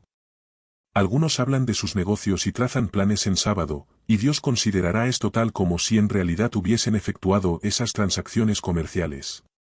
Otros que conocen muy bien las evidencias bíblicas que muestran que el séptimo día es el día de reposo, se asocian con hombres que no respetan el santo día de Dios. Un observador del sábado no puede permitir que sus empleados pagados con su dinero, trabajen en sábado. Si permite, por amor al lucro, que su socio incrédulo haga funcionar la empresa comercial en la que él participa, es igualmente culpable con el incrédulo, y es su deber disolver esta sociedad sin tomar en cuenta lo que pueda perder. Tal vez los hombres piensen que no pueden darse el lujo de obedecer a Dios, pero tampoco pueden permitirse desobedecerle. Los que son descuidados en su observancia del sábado sufrirán una gran pérdida. Una clase de empleo para los observadores del sábado. Encontramos aquí la mejor clase de gente por la que podamos trabajar. Para muchas de estas personas no sería difícil observar el sábado. Es un lugar donde se crían muchas aves. Casi cada casa de los alrededores de la ciudad tiene criaderos de aves. Las casas no están construidas en grupos, sino que están aparte unas de otras, y a menudo están rodeadas por varios acres de terreno. Se crían toda clase de aves, y los huevos son fácilmente vendidos y son llevados a la ciudad en barcos. Escribo esto para que comprendáis la situación. Muchas familias se ganan la vida criando aves, y debido a esto no se debe hacer surgir la objeción que muchos levantan contra la observancia del sábado en estas circunstancias, que interferirá con sus negocios. Podrían observar el sábado sin temer la pérdida de su empleo. La doctrina del estado de los muertos. Demorad la presentación de los rasgos que causen objeción. Debe usarse de mucha sabiduría en la presentación de una verdad que se halla directamente en oposición con las opiniones y prácticas de la gente. El apóstol Pablo acostumbraba presentar las profecías cuando se encontraba con los judíos, para llevarlos paso a paso, y entonces, después de algún tiempo, traer a colación el tema de Cristo como el verdadero Mesías. Se me ha mostrado que nuestros pastores pasan demasiado rápidamente a través de sus temas y presentan los rasgos que despiertan objeciones contra nuestra fe en forma muy prematura en sus esfuerzos. Existen verdades que no comportarán una cruz tan grande, a las cuales se les debe llamar la atención día tras día, aún durante semanas, antes que se presenten el sábado y la inmortalidad. Entonces ganaréis la confianza de la gente como personas que tienen argumentos claros y fuertes, y vuestros oyentes pensarán que entendéis las Escrituras. Luego que se obtenga la confianza de la gente, habrá tiempo suficiente para introducir en público el asunto del sábado y la inmortalidad. Pero los hombres que no son sabios, avanzan en estos asuntos demasiado rápidamente, y así cierran los oídos de la gente, cuando con un cuidado mayor, y con más fe, aptitud y sabiduría, podrían haberlos conducido paso a paso, a través de los importantes acontecimientos de las profecías, y espaciándose en asuntos prácticos relativos a las enseñanzas de Cristo. Uno de los grandes engaños. Ahora se está introduciendo toda clase de engaños. Las verdades más claras de la palabra de Dios están siendo cubiertas por una masa de teorías de hechura humana. Errores mortales se están presentando como la verdad que todos debemos aceptar. La sencillez de la verdadera piedad ha sido sepultada bajo la tradición. La doctrina de la inmortalidad del alma es un error con el que el enemigo está engañando a los hombres. Este error es casi universal. Esta es una de las mentiras forjadas en la sinagoga del enemigo, y es una de las corrientes envenenadas de Babilonia. Porque todas las naciones han bebido del vino del furor de su fornicación, y los reyes de la tierra han fornicado con ella, y los mercaderes de la tierra se han enriquecido de la potencia de sus deleites. Y oí otra voz del cielo, que decía, salid de ella, pueblo mío, para que no seáis partícipes de sus pecados, ni recibáis parte de sus plagas. Apocalipsis 18, 3, 4. Destacad la vida por medio de Jesús. El problema de la no inmortalidad del alma también necesita ser tratado con gran cuidado, para que al introducir el tema no se despierte una profunda y excitante controversia que cierre la puerta a la futura investigación de la verdad. Se requiere gran sabiduría al tratar con las mentes humanas, aun en la tarea de dar razón de la esperanza que hay en nosotros. ¿Cuál es la esperanza de la cual hemos de dar razón? La esperanza de la vida eterna por medio de Jesucristo. Os espaciáis demasiado en ideas y doctrinas especiales, y el corazón del incrédulo no es enternecido. Tratar de impresionarlo es como golpear hierro frío. Constantemente necesitamos sabiduría para conocer cuándo hablar y cuándo guardar silencio. Pero siempre estamos perfectamente seguros al hablar de la esperanza de la vida eterna. Y cuando el corazón está completamente ablandado y subyugado por el amor de Jesús, se hará la pregunta, Señor, ¿qué es menester que yo haga para ser salvo? Carta 12, 1890. Se requiere sabiduría para la presentación de las verdades decisivas. En los campos no probados nuestro crecimiento ha sido generalmente lento a causa del sábado. Allí se levanta una aguda cruz directamente en el camino de toda alma que acepta la verdad. Hay otras verdades, tales como la no inmortalidad del alma y la venida personal de Cristo en las nubes del cielo a nuestra tierra en breve tiempo. Pero éstas no despiertan tantas objeciones como la del sábado. Algunos aceptarán concienzudamente la verdad por la verdad misma, porque es verdad bíblica, y aman el camino de la obediencia a todos los mandamientos de Dios. Estos rasgos de nuestra fe que suscitan objeciones obstaculizarán el camino para muchas almas que no desean ser personas raras, distintas y separadas del mundo. Por lo tanto, debe ejercerse gran sabiduría en el problema de cómo presentar la verdad ante la gente. Hay ciertos objetivos claramente definidos que deben lograrse en la misma introducción de un esfuerzo misionero. Si los planes y métodos hubieran sido de un carácter diferente, aun cuando hubieran importado un mayor despliegue de medios, habrían tenido mucho mejores resultados. Deponed la armadura de combate. Algunos ministros, cuando encuentran a incrédulos que tienen prejuicios contra nuestros conceptos acerca de la no inmortalidad del alma fuera de Cristo, se sienten impulsados a dar un discurso acerca del tema. Los oyentes no están de ninguna manera preparados para recibir esto, y ese procedimiento consigue aumentar su prejuicio y excitar su oposición. En esta forma se pierden las buenas impresiones que habrían podido realizarse si el obrero hubiese tenido una conducta adecuada. Los oyentes son confirmados en su incredulidad.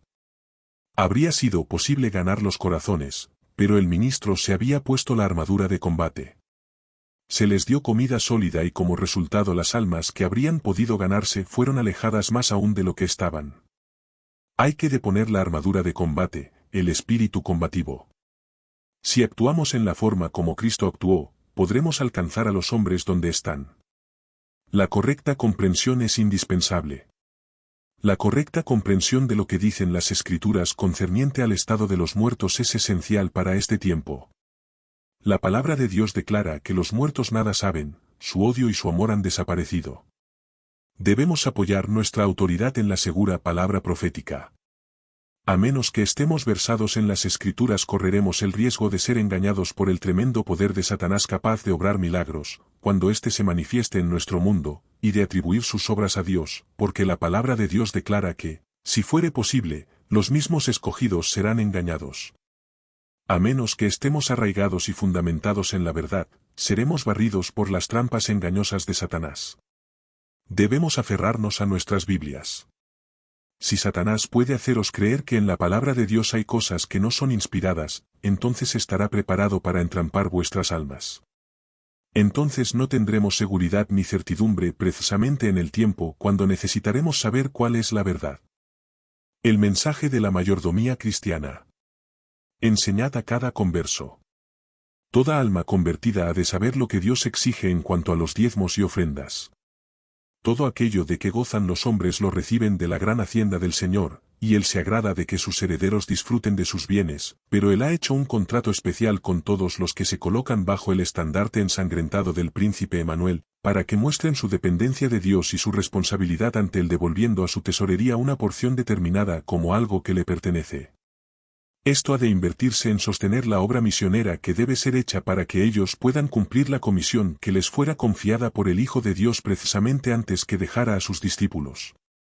Cada uno es un eslabón en la cadena de salvación. El que se convierte en Hijo de Dios ha de considerarse como eslabón de la cadena tendida para salvar al mundo. Debe considerarse uno con Cristo en su plan de misericordia, y salir con Él a buscar y salvar a los perdidos. La responsabilidad de los evangelistas. Es parte de vuestra obra enseñar a los que traéis a la verdad a dar el diezmo a la tesorería, como un reconocimiento de su dependencia de Dios. Deben ser plenamente iluminados con respecto a su deber de devolver al Señor lo que le pertenece. El mandamiento de pagar el diezmo es tan sencillo que no hay sombra de excusa por desobedecerlo. Si dejáis de dar instrucción a los nuevos conversos acerca de este punto, dejáis sin realizar una parte de las más importantes de vuestra obra. La dirección de las nuevas iglesias. Nunca debe el obrero que suscita pequeños grupos aquí y allí dar a los recién nacidos a la fe la impresión de que Dios no requiere de ellos que trabajen sistemáticamente en la tarea de ayudar a sostener la causa con su obra personal y con sus recursos. A todos se debe enseñar a hacer lo que puedan por el Maestro, a devolverle según Él los prosperó. Él pide como deuda justa un diezmo de sus ingresos, sean grandes o pequeños, y aquellos que lo retienen, cometen un robo hacia Él, y no pueden esperar que su mano ayudadora esté con ellos. Aun cuando la Iglesia se componga mayormente de hermanos pobres, el asunto de la benevolencia sistemática debe explicarse cabalmente, y debe adoptarse el plan de todo corazón. Dios puede cumplir sus promesas. Sus recursos son infinitos, y Él los emplea todos en el cumplimiento de su voluntad. Y cuando ve un fiel cumplimiento del deber en el pago del diezmo, a menudo, en su sabia providencia, abre caminos para que aumenten los ingresos. El que cumpla la disposición de Dios en lo poco que le haya sido dado, recibirá el mismo pago que aquel que da de su abundancia. Una prueba de nuestra unión con el cielo. Nuestro Padre Celestial nos otorga dones y nos pide que le devolvamos una parte, para probarnos si somos dignos de recibir el don de la vida eterna. Un punto que debe ser presentado repetidamente y con tacto. Los maestros de la palabra de Dios no han de retener ninguna parte del consejo del Señor, no sea que el pueblo quede en la ignorancia de su deber, y no comprenda lo que es la voluntad de Dios concerniente a él, y tropiece y caiga en la perdición. Que nadie descuide el impartir instrucción fiel y sencilla sobre el diezmo. Dese instrucción con respecto a entregar al Señor lo que Él reclama como suyo, pues el encomio del Señor no descansará sobre un pueblo que le robe en los diezmos y las ofrendas. Habrá necesidad de presentar repetidamente ante la gente su deber en este asunto para que los hombres consagren a Dios lo que le pertenece. Sea fiel en tratar este asunto aquel que presenta primero la verdad, y el que sigue atendiendo el interés también haga claros los requerimientos de Dios en materia del diezmo, para que la gente pueda ver que en todos los puntos los obreros están enseñando la misma verdad y son unánimes en instarlos a prestar obediencia a todos los requerimientos de Dios. Pero tengan los obreros discreción y no den manjar sólido a los que son infantes, alimentadlos con la genuina leche de la palabra. No mezcléis en ningún caso vuestro propio espíritu e ideas con la verdad encubriendo los preceptos de Dios con tradiciones o suposiciones. Tenga la gente la verdad como es en Jesús. Una obra descuidada. Hemos de dar el mensaje de amonestación al mundo, y, ¿cómo estamos haciendo nuestra obra? ¿Estáis vosotros, hermanos, predicando la parte de la verdad que agrada a la gente, mientras otras partes de la obra se dejan incompletas? ¿Será necesario que alguien os siga e inste a la gente a cumplir su deber de ser fiel en traer todos los diezmos y ofrendas a la tesorería del Señor? Esta es la obra del ministro, pero ha sido tristemente descuidada. La gente ha robado a Dios, y el error ha sido tolerado, porque el ministro no quería desagradar a sus hermanos. Dios llama a estos hombres mayordomos infieles. Un diezmo fiel, medios adecuados. Si los medios fluyeran a la tesorería exactamente de acuerdo con el plan de Dios. La 10ª parte de todas las ganancias. Habría abundancia para llevar adelante su obra. Recolección para las misiones. Según la providencia de Dios, los que han estado soportando la carga de su obra se han estado esforzando por poner nueva vida en métodos antiguos de trabajo, y también por inventar nuevos planes y nuevos métodos para despertar el interés de los miembros de la Iglesia para que realicen un esfuerzo unido a fin de alcanzar el mundo. Uno de los nuevos planes para alcanzar a los incrédulos es la campaña de la recolección para las misiones. En muchos lugares durante los últimos años, esto ha demostrado ser un éxito. Ha llevado bendición a muchos y ha aumentado los recursos que fluyen a la tesorería de la misión a medida que los que no pertenecen a nuestra fe se han familiarizado con el progreso del mensaje del tercer ángel en las tierras paganas, se han despertado sus simpatías y algunos han procurado aprender más acerca de la verdad que tiene tal poder para transformar los corazones y las vidas. Hombres y mujeres pertenecientes a todas las clases han sido alcanzados y el nombre de Dios ha sido glorificado. Evitad los métodos mundanos. En nuestros días vemos que las iglesias estimulan las comilonas, la glotonería y la disipación por medio de comidas, ferias, bailes y festivales establecidos con el propósito de reunir fondos para la tesorería de la iglesia. Este es un método inventado por mentes carnales para conseguir recursos sin realizar sacrificios. Alejémonos de todas estas corrupciones, disipaciones y festivales practicados en la iglesia y que ejercen una influencia desmoralizadora sobre jóvenes y adultos. No tenemos derecho de cubrirlo con una capa de santidad porque los recursos obtenidos hayan de emplearse para beneficio de la Iglesia. Tales ofrendas son cojas y enfermas, y llevan la maldición de Dios. Son el precio de las almas. Aunque desde el púlpito se patrocinen los festivales, los bailes, las loterías, las ferias y las comilonas abundantes para obtener recursos para la Iglesia, nosotros no debemos participar en ninguna de estas cosas, porque si lo hacemos experimentaremos el desagrado de Dios. No debemos proponernos estimular la concupiscencia del apetito o recurrir a los entretenimientos carnales para persuadir a los seguidores profesos de Cristo a dar de los recursos que Dios les ha concedido. Si no dan voluntariamente, por amor a Cristo, la ofrenda en ningún caso será aceptable para Dios. Sobornados con fiestas y diversiones. Resulta deplorable que las consideraciones sagradas y eternas no tengan el mismo poder de los tentadores sobornos de las comilonas y las diversiones corrientes, para abrir los corazones de los presuntos seguidores de Cristo a fin de que den ofrendas voluntarias para sostener el Evangelio. Es una triste realidad el que estos incentivos predominen cuando las cosas sagradas y eternas no tengan fuerza para influir en el corazón para que éste haga obras de benevolencia. El plan de Moisés puesto en práctica en el desierto para reunir recursos financieros tuvo un tremendo éxito. No fue necesario compeler a nadie. Moisés no preparó ningún gran banquete. No invitó a la gente a reuniones de alborozo, de baile y de diversiones comunes. Tampoco instituyó juegos de lotería ni cosa alguna profana para obtener recursos a fin de levantar el tabernáculo de Dios en el desierto. Dios ordenó a Moisés que invitara a los israelitas a llevar sus ofrendas. Moisés debía aceptar los donativos de cada persona que diera voluntariamente, con sinceridad de corazón. Esas ofrendas voluntarias llegaron en tanta abundancia que Moisés tuvo que decir que no llevaran más. No debían llevar más donativos porque habían dado abundantemente, más de lo que se necesitaba. ¿Y qué impresión se realiza con esto sobre la mente de los incrédulos? Las elevadas normas de la palabra de Dios son arrastradas en el polvo. Y así se atrae oprobio sobre Dios y el nombre cristiano. Los principios más corrompidos son fortalecidos por este método no bíblico de reunir recursos financieros. Y eso es lo que Satanás desea que ocurra. Los hombres están repitiendo el pecado de Nadab y Abiú. Están utilizando fuego profano en lugar de fuego sagrado en el servicio de Dios. El Señor no acepta tales ofrendas. Todos estos métodos para llevar dinero a su tesorería constituyen una abominación para Él.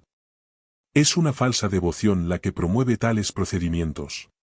Cuánta ceguera e infatuación afectan a muchos que pretenden ser cristianos. Los miembros de la Iglesia están haciendo lo mismo que los habitantes del mundo que vivían en los días de Noé, cuando sus pensamientos se dirigían continuamente hacia el mal. Todos los que temen a Dios aborrecerán tales prácticas como una desfiguración de la religión de Cristo Jesús. La mayordomía humana. Todavía hay un significado mucho más profundo en la regla de oro. Todo aquel que haya sido hecho mayordomo de la gracia múltiple de Dios está en la obligación de impartirla a las almas sumidas en la ignorancia y la oscuridad, así como, si él estuviera en su lugar, desearía que se la impartiesen. Dijo el apóstol Pablo: a griegos y a no griegos, a sabios y a no sabios soy deudor. Romanos 1:14. Por todo lo que hemos conocido del amor de Dios y recibido de los ricos dones de su gracia, por encima del alma más entenebrecida y degradada del mundo, estamos en deuda con ella para comunicarle esos dones. Presentación del espíritu de profecía. Los nuevos creyentes deben tener un claro entendimiento. A medida que se acerca el fin, y la obra de dar la última amonestación al mundo se extiende, se va haciendo más importante que aquellos que aceptan la verdad presente tengan una clara comprensión de la naturaleza e influencia de los testimonios que Dios en su providencia ha vinculado con la obra del mensaje del tercer ángel desde su mismo surgimiento. La actual instrucción de Dios. En los tiempos antiguos Dios habló a los hombres por boca de los profetas y apóstoles. En estos días Él les habla por los testimonios de su Espíritu. Nunca hubo un tiempo cuando Dios instruyera a su pueblo más fervientemente de lo que lo hace hoy concerniente a su voluntad y a la conducta que cualquier que sigan sus hijos. Frecuentemente descuidado. Los ministros frecuentemente descuidan estas importantes ramas de la obra: la reforma pro salud, los dones espirituales, la benevolencia sistemática y las grandes ramas de la obra misionera. Bajo sus labores gran número de personas abrazan la teoría de la verdad, pero con el tiempo resulta que hay muchos que no soportan la prueba de Dios. El ministro colocó sobre el fundamento, heno, madera y hojarasca, que será consumida por el fuego de la tentación. No ha de tomar el lugar de la Biblia. Los testimonios de Lana White no deben ser presentados en primera línea. La palabra de Dios es la norma infalible. Los testimonios no han de ocupar el lugar de la palabra. Debe ejercerse gran cuidado por parte de todos los creyentes, para presentar cuidadosamente estas cuestiones, y siempre conviene detenerse cuando se ha dicho suficiente. Prueben todos su posición por medio de las Escrituras, y prueben por la palabra revelada de Dios todo punto que sostienen como verdad. Los testimonios no deben estar antes que la Biblia. Cuanto más miremos las promesas de la palabra de Dios, más brillantes aparecen. Cuanto más las practiquemos, tanto más profunda será nuestra comprensión de ellas. Nuestra posición y fe se basan en la Biblia. Y nunca queremos que un alma presente los testimonios antes que la Biblia. Propósito de los testimonios.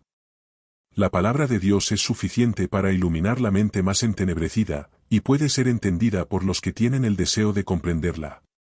Pero a pesar de todo esto, algunos que profesan hacer de la palabra de Dios su tema de estudio, viven en directa oposición a sus más sencillas enseñanzas. Por ello, a fin de dejar a los hombres y mujeres sin excusa, Dios da testimonios claros y agudos, llevándolos de vuelta a la palabra que han dejado de seguir. La palabra de Dios abunda en principios generales para la formación de rectos hábitos de vida, y los testimonios generales y personales han sido calculados para llamar la atención más especialmente a estos principios. Las luces mayores y menores. Hacen poco caso de la Biblia, y el Señor ha dado una luz menor para guiar a los hombres a la luz mayor. Presentando el espíritu de profecía, una ilustración. El pastor no entra en conflicto con los opositores. Presenta la Biblia con tanta claridad que es evidente que cualquier persona que difiera debe hacerlo en oposición a la palabra de Dios. El viernes de tarde y el sábado de mañana habló acerca del tema de los dones espirituales, y se espació en forma especial en el espíritu de profecía. Los que escucharon estos discursos dijeron que analizó el tema en forma clara y enfática.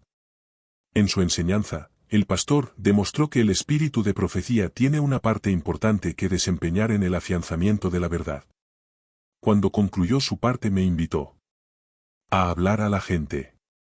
Hay que dar tiempo para que la gente considere las evidencias. En la última visión que recibí en Battle Creek se me mostró que habían adoptado una posición imprudente con respecto a las visiones en el momento cuando organizaron la iglesia en ese lugar. Había algunos que eran hijos de Dios y que sin embargo dudaban de las visiones. Otros no manifestaban oposición y sin embargo no se atrevían a tomar una posición definida con respecto a ellas. Algunos eran escépticos, y había razones suficientes que explicaban esa actitud. Las visiones falsas y las manifestaciones de fanatismo, y los repugnantes frutos que siguieron a esto, habían ejercido una influencia sobre la causa y habían hecho que la gente considerara con suspicacia todo lo que se relacionara con las visiones. Deberían haberse considerado todas estas cosas y debería haberse obrado con sabiduría. No hay razón de someter a disciplina a los miembros que nunca han visto a alguien en el momento de tener visiones y que no poseen un conocimiento personal de la influencia que ejercen esas visiones. Tales miembros no deberían ser privados de los beneficios y los privilegios de la Iglesia, si su conducta cristiana es correcta y han formado un buen carácter cristiano. Se me mostró que algunas personas pueden recibir las visiones publicadas y juzgar el árbol por sus frutos. Pero otras dudan como Tomás y no pueden creer en los testimonios publicados ni recibir evidencia mediante el testimonio de otros, sino que deben ver y recibir las evidencias en forma directa. Tales personas no deben ser separadas, sino que hay que manifestar hacia ellas mucha paciencia y amor fraternal hasta que se ubiquen y se manifiesten en favor o en contra. Si luchan contra las visiones, de las que no tienen conocimiento, si en su oposición llegan a combatir cosas en las que no han tenido experiencia, y si se sienten molestas cuando los que creen que las visiones proceden de Dios hablan de ellas en las reuniones y se consuelan con las instrucciones dadas mediante esas visiones, entonces la Iglesia tiene que saber que tales personas no están obrando correctamente. Arrastrados a una posición prematura. Se me ha mostrado que algunos, especialmente hacen de la visión una regla por la cual hay que medirlo todo, y han adoptado una conducta que ni mi esposo ni yo misma hemos seguido jamás. Algunos no me conocen a mí ni están familiarizados con mis labores, y son muy escépticos en cuanto a cualquier cosa que tenga el nombre de visión. Todo esto es natural, y puede ser vencido solamente por la experiencia. Si las personas no están convencidas con respecto a las visiones, no debe insistirse en esto. La conducta a seguirse con tales personas puede encontrarse en el Testimonies for the Church 1, 328, 329, que espero será leído por todos. Los pastores deben tener compasión de algunos haciendo una diferencia, otros salvan por temor, sacándolos del fuego. Los pastores de Dios deben tener sabiduría para dar a cada uno su porción de alimento y para hacer esa diferencia que requieren los casos de distintas personas. La conducta seguida con algunas personas que no me conocían, no ha sido cuidadosa ni consecuente. Los que eran comparativamente extraños a las visiones, fueron tratados de la misma manera en que se trata a los que han tenido mucha luz y experiencia en las visiones. A algunos se les ha pedido que apoyaran las visiones cuando no podían hacerlo concienzudamente, y de esta manera algunas almas honradas han sido inducidas a adoptar una posición contraria a las visiones y al cuerpo de la Iglesia, posiciones que nunca hubieran adoptado si sus casos se hubieran tratado con discreción y misericordia. Venciendo la oposición. Los pastores no adventistas están abriendo el fuego, y en particular contra la señora de White. Pero al hacer esto no hacen sino perjudicarse a sí mismos. Estoy colocando en poder de las familias el deseado de todas las gentes, el conflicto de los siglos, patriarcas y profetas, y Cristo nuestro Salvador, de manera que mientras los ministros están trabajando contra mí, yo hablaré con mis escritos a la gente. creo que habrá almas que serán convertidas a la verdad. Estamos conduciéndolas ahora a la ley y a los testimonios. Si ellos no hablan de acuerdo con esta palabra, es porque no hay luz en ellos. Juzgados por sus frutos. Sean los testimonios juzgados por sus frutos. ¿Cuál es el espíritu de su enseñanza? ¿Cuál ha sido el resultado de su influencia? Todos los que desean hacerlo pueden familiarizarse con los frutos de estas visiones. O Dios está enseñando a su iglesia, reprobando sus errores y fortaleciendo su fe, o no lo está haciendo. ¿Esta obra es de Dios o no lo es? Dios no hace nada en sociedad con Satanás. Mi obra. ¿Lleva la estampa de Dios o la estampa del enemigo? No hay obra a medias en este asunto. Los testimonios son del Espíritu de Dios o son del diablo. Díaz habla por medio de los testimonios. Debemos seguir las instrucciones dadas por medio del espíritu de profecía. Debemos amar y obedecer la verdad para este tiempo. Esto nos salvará de aceptar fuertes engaños. Dios nos ha hablado por medio de su palabra. Él nos ha hablado por medio de los testimonios para la Iglesia, y por los libros que han ayudado a hacer claro nuestro deber actual y la posición que debemos ocupar. Presentación de las normas cristianas y los principios de salud. La presentación de la Reforma Pro Salud. Nuestra obra ha de ser práctica. Hemos de recordar que el hombre tiene un cuerpo así como un alma que salvar. Nuestra obra incluye mucho más que presentarnos ante la gente para predicarle. En nuestra obra hemos de ministrar a las enfermedades físicas de aquellos con quienes nos relacionamos.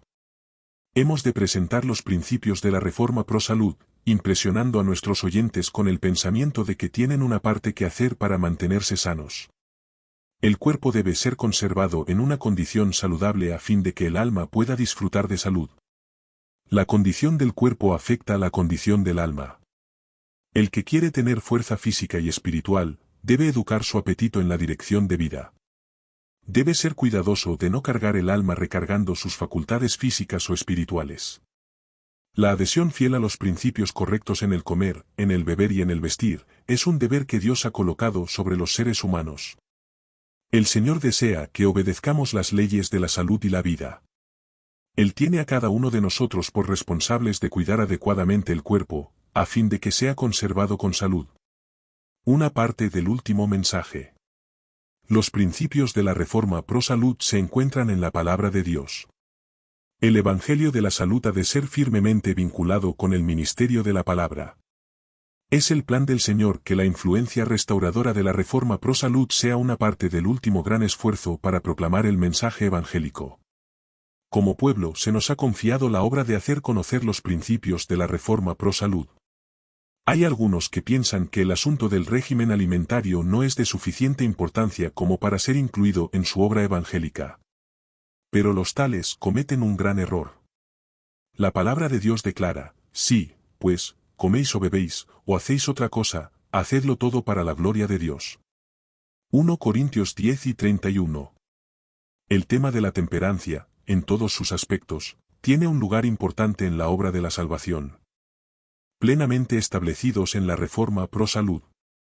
Los que viven en los últimos días de la historia de esta tierra necesitan estar firmemente establecidos en los principios de la Reforma Pro Salud. Hay hombres y mujeres enfermizos que deberían convertirse en reformadores de la salud. Dios colaborará con sus hijos en la conservación de su salud si estos comen adecuadamente y rehúsan recargar el estómago innecesariamente. Ha hecho seguro, en su misericordia, el camino de la naturaleza, y lo ha hecho suficientemente ancho para que quepan todos los que deseen andar en él. Nos ha dado para nuestro sustento los productos saludables y vitalizadores de la tierra. Muchos han perjudicado demasiado su cuerpo por haber descuidado las leyes de la vida, y tal vez nunca se recobren por completo de los efectos de su descuido, pero aún así pueden arrepentirse y convertirse. El hombre ha procurado ser más sabio que Dios. Él mismo ha hecho sus propias leyes. Pero Dios nos insta a prestar atención a sus requerimientos y a no seguir deshonrándolo al impedir el crecimiento de las aptitudes físicas, mentales y espirituales. La Reforma Pro Salud debe ser progresiva y práctica.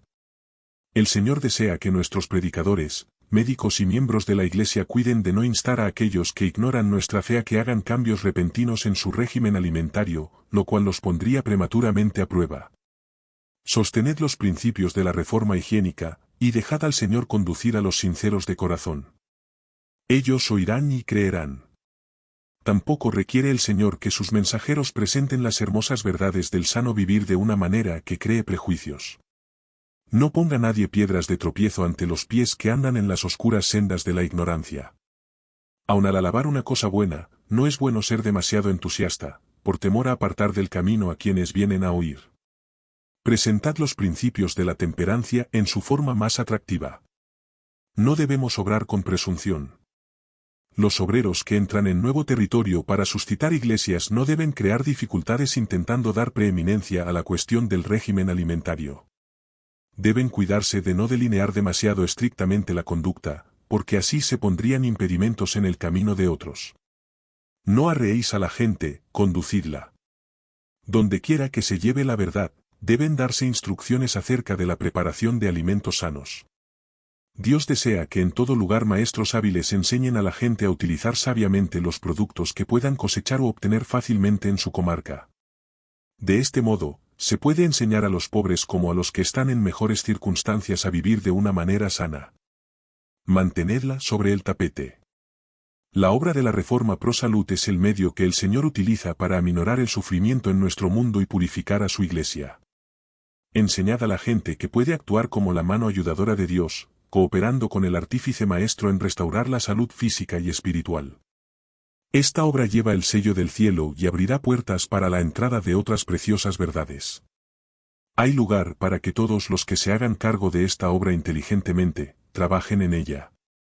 Mantened la Reforma Pro Salud sobre el tapete, es el mensaje que se me ha instruido a dar.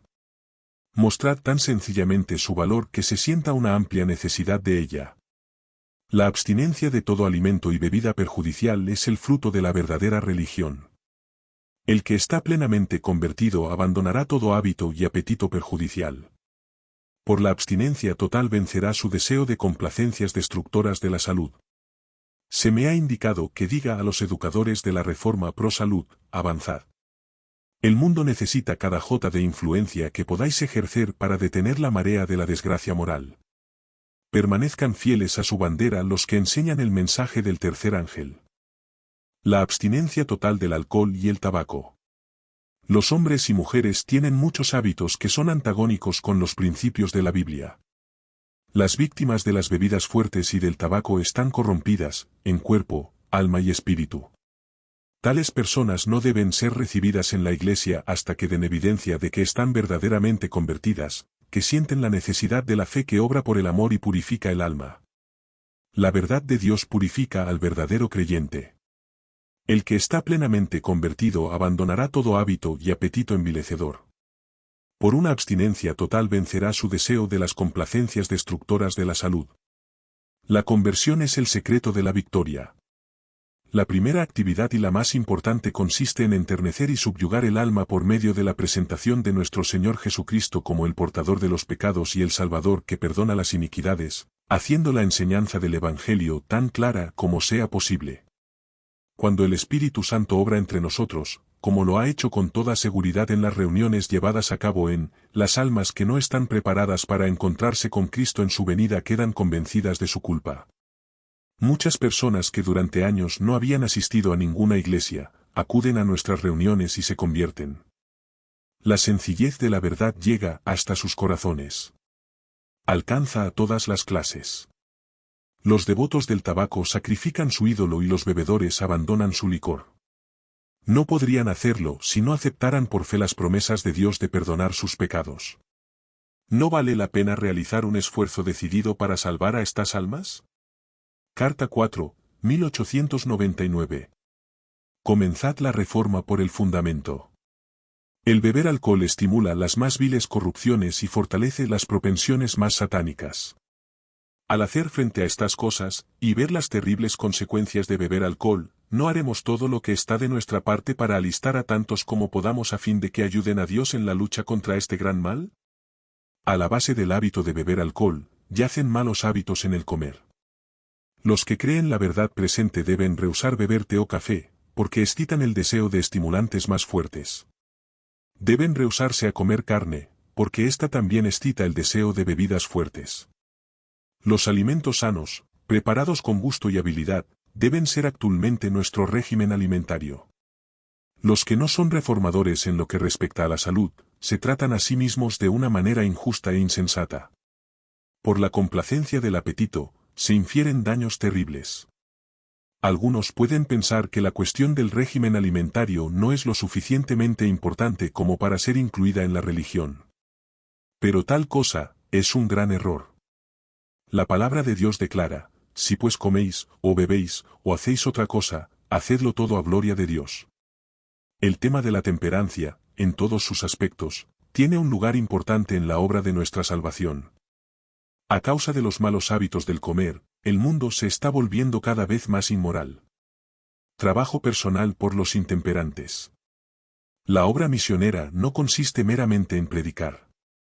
Incluye trabajo personal en favor de los que han abusado de su salud y se han colocado a sí mismos donde no tienen poder moral para dominar sus apetitos y pasiones.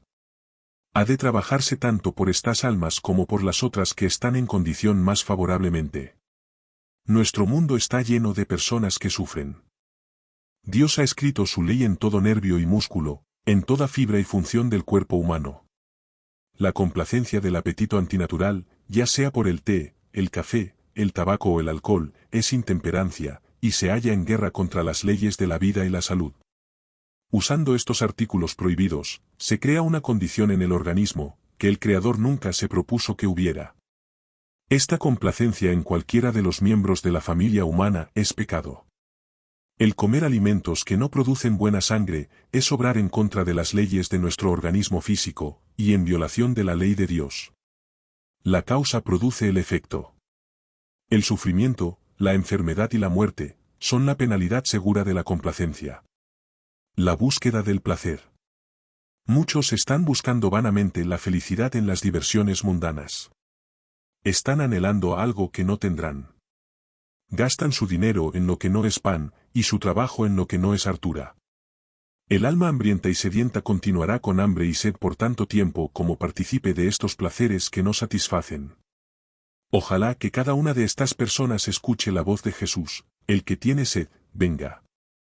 Los que beben del agua viva no tendrán más sed de placeres frívolos y diversiones excitantes. Cristo, la fuente de la vida, es también la fuente de la paz y la felicidad. Dios distribuye diversos talentos y dones a los hombres, no para que permanezcan ociosos, no para que los empleen en obtener diversiones o complacencia egoísta, sino para que constituyan una bendición para otros al capacitarlos para llevar a cabo un trabajo misionero abnegado y ferviente. Espectáculos, cinematógrafos y teatros. La pasión dominante de Satanás es pervertir el intelecto y hacer que los hombres anhelen los espectáculos y las representaciones teatrales. La experiencia y el carácter de todos los que se ocupan en esta obra estará de acuerdo con el alimento dado a la mente. El Señor ha dado evidencia de su amor por el mundo. No hubo falsedad, ni teatralidad en lo que Él hizo. Dio una dádiva viviente, capaz de sufrir la humillación, el descuido, la vergüenza y el reproche. Esto lo hizo Cristo para poder rescatar a los caídos. Mientras los seres humanos ideaban métodos y formas de destruirlo a Él, el Hijo del Dios infinito vino a este mundo para dar un ejemplo de la gran obra que ha de hacerse para redimir y salvar al hombre. Pero hoy en día el orgulloso y el desobediente están luchando para lograr gran nombre y honor ante sus semejantes, utilizando para divertirse las dotes que le fueron dadas por Dios. El trabajo en favor de los amantes de los placeres. En lugar de menospreciar el pozo de Jacob, Cristo presentó algo infinitamente mejor. Ofreció a la mujer algo mejor que cualquier cosa que ella tuviera, el agua viva, el gozo y la esperanza del Evangelio del Reino. Esta es una ilustración de la manera en que hemos de obrar. Es de poca utilidad que vayamos a los amantes de los placeres, a los que asisten a los teatros, a los que participan en las carreras, a los bebedores y los jugadores, y reprocharlos con menosprecio por sus pecados. Esto no hará ningún bien. Debemos ofrecerles algo mejor que lo que tienen, la misma paz de Cristo que sobrepuja todo entendimiento. Estas pobres almas están ocupadas en una búsqueda desenfrenada de los placeres mundanales y las riquezas terrenas. No tienen conocimiento de otra cosa más deseable. Pero los juegos, los teatros y las carreras de caballos no satisfarán el alma. Los seres humanos no fueron creados para ser satisfechos de esta manera, para gastar su dinero en lo que no es pan. Mostradles cuán infinitamente superior a los placeres pasajeros del mundo es la gloria imperecedera del cielo. Tratad de convencerlos de la libertad, la esperanza, el descanso y la paz que se encuentran en el Evangelio. Mas el que bebiere del agua que yo le daré, para siempre no tendrá sed, declaró Cristo. Instrucciones acerca de la vestimenta y los placeres. Los principios de la vida cristiana deberían presentarse claramente a los conversos que han aceptado recientemente la verdad. Hombres y mujeres, cristianos fieles, deberían manifestar un intenso interés en proporcionar a las almas convencidas de culpa un conocimiento correcto de lo que es la justicia de Cristo Jesús. Si alguno ha permitido el predominio del deseo de placer o del amor a la vestimenta, hasta el punto en que una parte de su mente, de su alma y de su fuerza es dedicada a la complacencia egoísta, los fieles creyentes deberían velar sobre esas almas como quienes saben que han de rendir cuenta por su actitud hacia ellas. No deben descuidar la instrucción fiel, tierna y amante que es tan esencial para los nuevos conversos, a fin de que la obra se realice completamente en ellos. La instrucción de los nuevos conversos acerca de la idolatría del vestido. Uno de los puntos acerca de los cuales los recién convertidos a la fe necesitarán instrucción, es el asunto de la indumentaria. Obrése fielmente con los nuevos conversos. ¿Son vanidosos en el atavío? ¿Albergan orgullo en su corazón? La idolatría del atavío es una enfermedad moral. No debe ser introducida en la nueva vida. En la mayoría de los casos, la sumisión a los requerimientos del Evangelio exigirá un cambio decidido en la manera de vestir. No debe haber negligencia al respecto. Por amor a Cristo, cuyos testigos somos, debemos tratar de sacar el mejor partido de nuestra apariencia. En el servicio del tabernáculo, Dios explicó todo detalle concerniente a las vestiduras de los que ministraban delante de Él. Esto nos enseña que Él tiene una preferencia con respecto a la indumentaria de los que le sirven. Fueron muy específicas las instrucciones dadas acerca de las vestiduras de Aarón, porque eran simbólicas. Así la indumentaria de los que siguen a Cristo, debe ser simbólica. En todas las cosas, hemos de ser representantes de Él.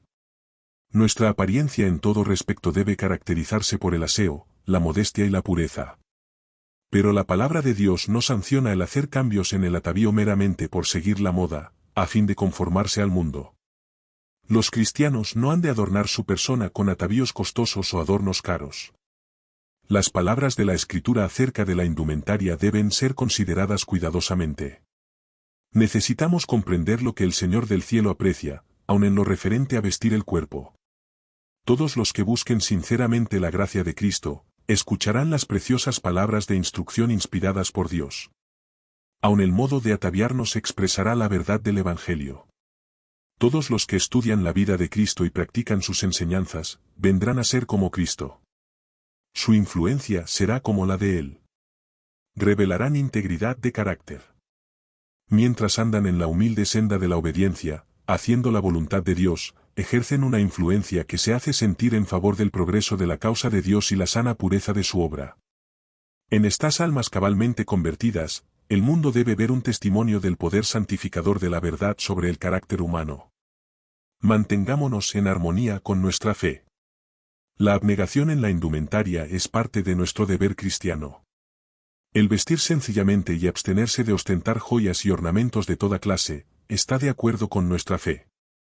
¿Pertenecemos a las personas que ven la necedad de las cosas mundanales en lo que respecta a complacer la extravagancia del vestido, así como en el amor a las diversiones?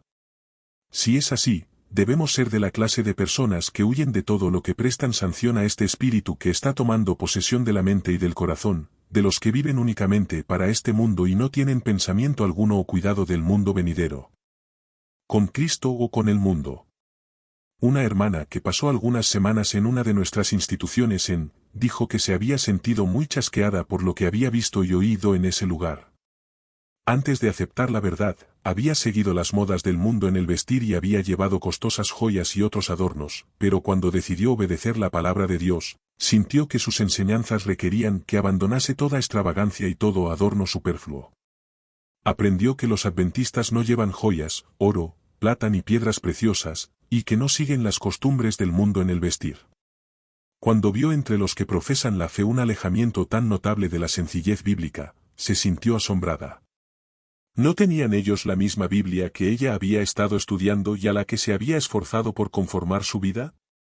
¿Había sido su experiencia pasada un mero fanatismo?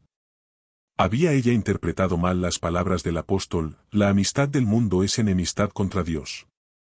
Cualquiera, pues, que quiera ser amigo del mundo, se constituye enemigo de Dios. Santiago 4:4.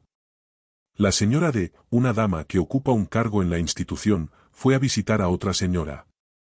La dama visitada sacó de un cofre un collar y una cadena de oro y expresó su deseo de vender esas joyas para dar el dinero a la tesorería del señor. La señora de dijo: ¿para qué va a venderlos? Si fueran míos, yo los usaría. ¿Cómo?, replicó la dueña de las joyas. Cuando recibí la verdad, me enseñaron que debía dejar de lado todas esas cosas. Ciertamente no están de acuerdo con la palabra de Dios. Y luego citó a su visitante las palabras de Pedro y Pablo que atañen a este punto: asimismo que las mujeres se atavíen de ropa decorosa, con pudor y modestia, no con peinado ostentoso, ni oro, ni perlas, ni vestidos costosos, sino con buenas obras, como corresponde a mujeres que profesan piedad. 1 Timoteo 2:9-10. Vuestro atavío no sea el externo de peinados ostentosos, de adornos de oro o de vestidos lujosos, sino el interno, el del corazón, en el incorruptible ornato de un espíritu afable y apacible, que es de grande estima delante de Dios. 1 Pedro 3:4. Como respuesta a esto, la visitante mostró un anillo de oro que llevaba en el dedo, el que le había sido dado por una persona incrédula, y dijo que ella pensaba que no había ningún mal en usar tales adornos. Ahora no somos tan escrupulosos como antes, le aseguró. Nuestro pueblo había tenido escrúpulos excesivos en sus opiniones acerca de la vestimenta. Las damas de esta institución usan relojes y cadenas de oro y se visten como el resto de la gente. No es una práctica conveniente el ser tan singulares en nuestra manera de vestir, porque de ese modo no podemos ejercer mucha influencia. Preguntamos, ¿está esto de acuerdo con las enseñanzas de Cristo? ¿Debemos seguir la palabra de Dios o las costumbres del mundo? Nuestra hermana decidió que lo más seguro consistía en adherirse a la norma establecida por la Biblia. La señora de y otras personas que tienen una conducta similar, sentirán deseos de hacer frente a los resultados de sus influencias, en ese día cuando toda persona recibirá una paga que esté de acuerdo con sus obras. La palabra de Dios es clara. No es posible confundir sus enseñanzas.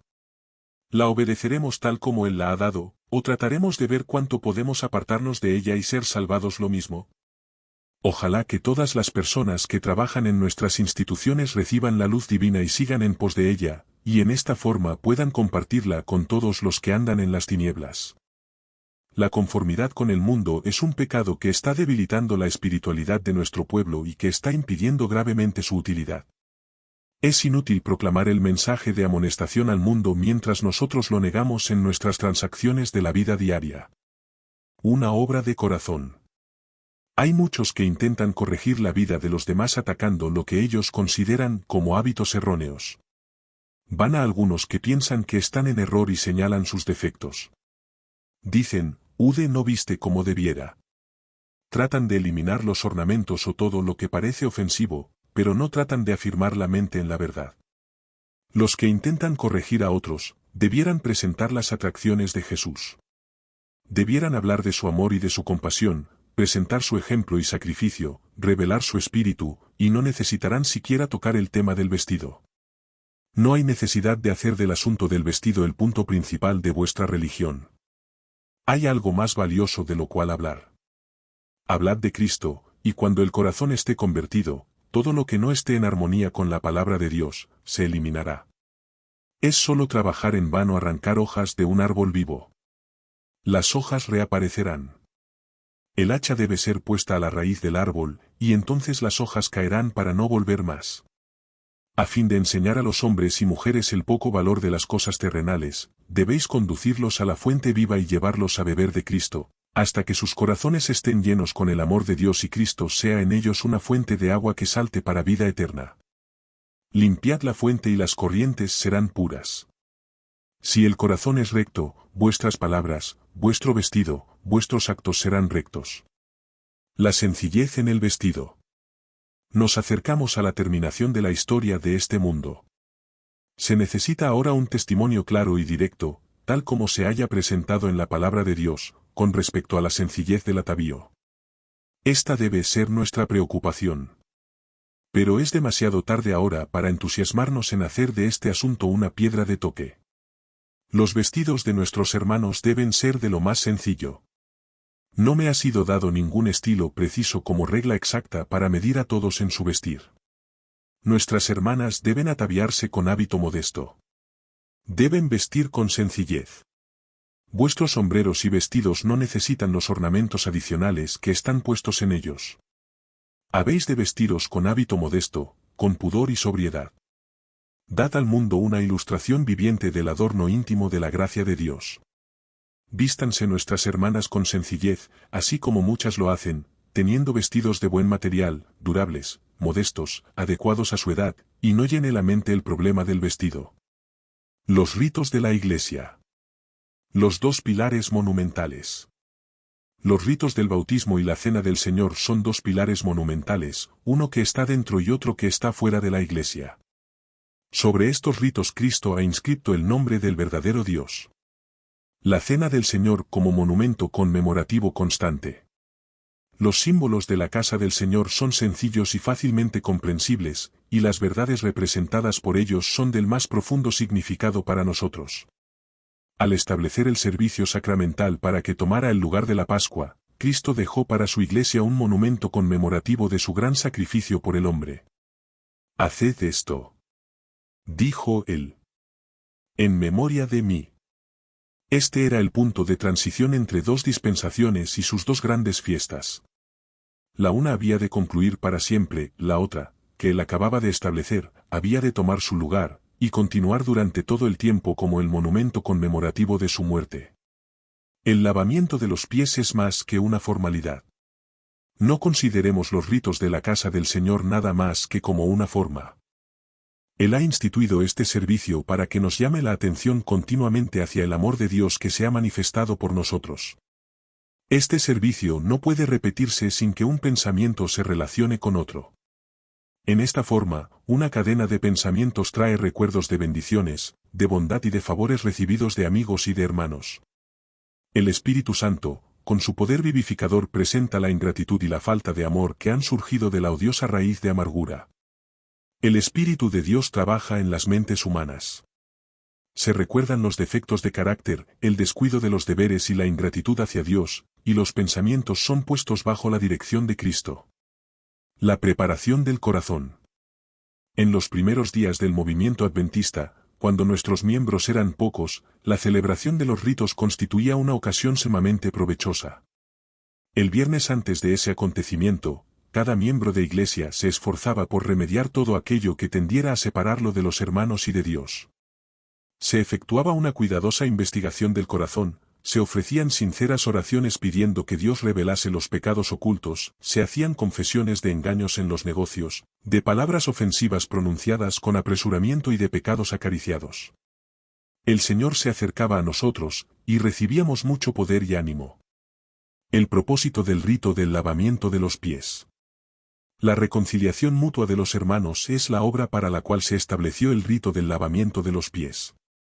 Por el ejemplo de nuestro Señor y Maestro, esta ceremonia humillante ha sido convertida en una ordenanza sagrada. Cuando quiera que se celebre, Cristo está presente por medio de su Santo Espíritu. Es este Espíritu el que trae convicción a los corazones. Al celebrar Jesús este rito con sus discípulos, la convicción se apoderó de todos, menos de Judas. Así también nos poseerá la convicción mientras Cristo hable a nuestros corazones. Las fuentes del alma serán depuradas. La mente será vigorizada, y surgiendo a la actividad y la vida, quebrantará toda barrera que haya causado desunión y descarrío. Los pecados que han sido cometidos aparecerán con mayor distinción que nunca antes, pues el Espíritu Santo los traerá a nuestro recuerdo.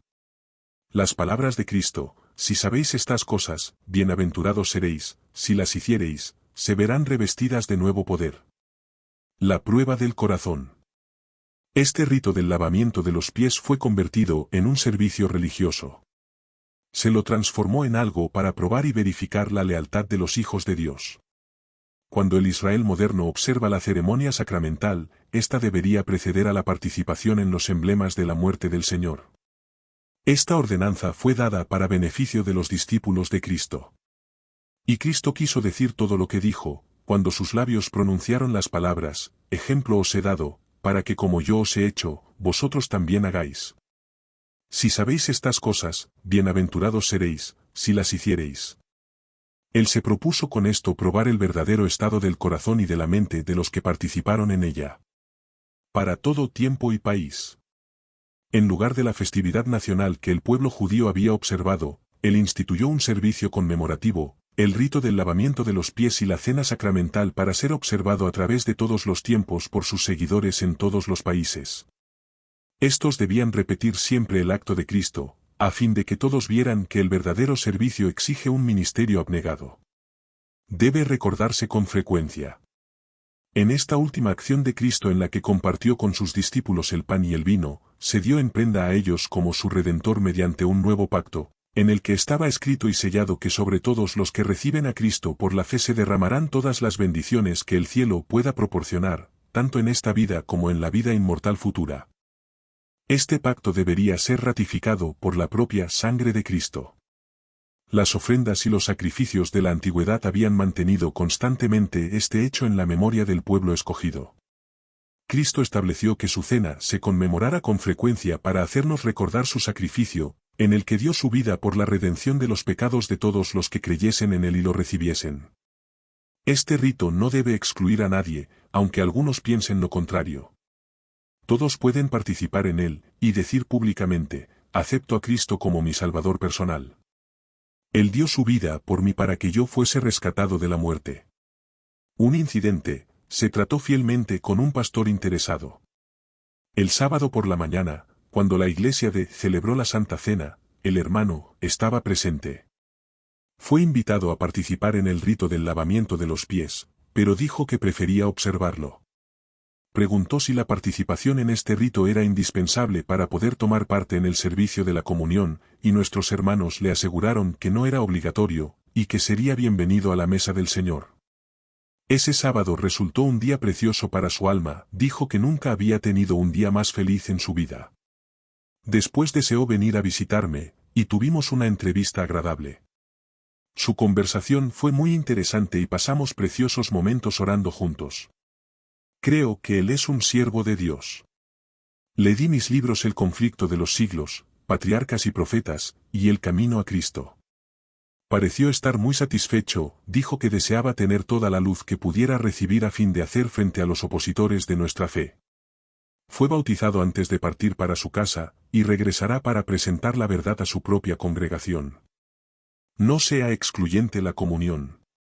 El ejemplo de Cristo prohíbe la exclusividad en la cena del Señor. Es verdad que el pecado abierto excluye a los culpables. Esto lo enseña claramente el Espíritu Santo. Pero, fuera de esto, nadie ha de pronunciar juicio. Dios no ha dejado a los hombres el decir quiénes se han de presentar en estas ocasiones. Porque, ¿quién puede leer el corazón? ¿Quién puede distinguir la cizaña del trigo? El deseado de todas las gentes, 596-1898. Pueden llegar a relacionarse con vosotros personas que no están unidas de corazón con la verdad y la santidad, pero que quisieran tomar parte en estos servicios. No se lo impidáis. Con reverencia. Todas las cosas relacionadas con este rito deben sugerir una preparación tan perfecta como sea posible.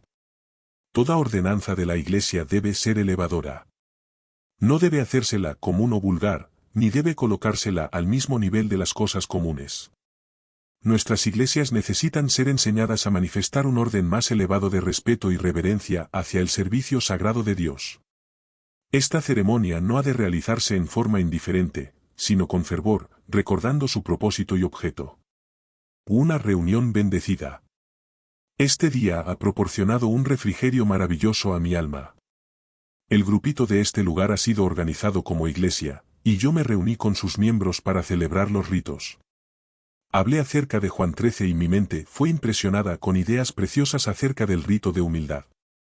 En este rito sencillo hay muchas cosas que no se ven ni se aprecian. Fui bendecida al participar de los símbolos del cuerpo quebrantado y de la sangre derramada de nuestro precioso Salvador, quien fue hecho pecado por nosotros para que nosotros fuésemos hechos justicia de Dios en él. Él fue el portador de nuestros pecados. La reunión de hoy fue una ocasión muy solemne para todos los que asistieron a ella. La reunión de testimonios fue excelente. Todas las personas que fueron llamadas respondieron voluntariamente. Yo sé que el Señor Jesús estaba en medio de nosotros y que todo el cielo sintió gozo cuando nosotros seguimos el ejemplo de Cristo.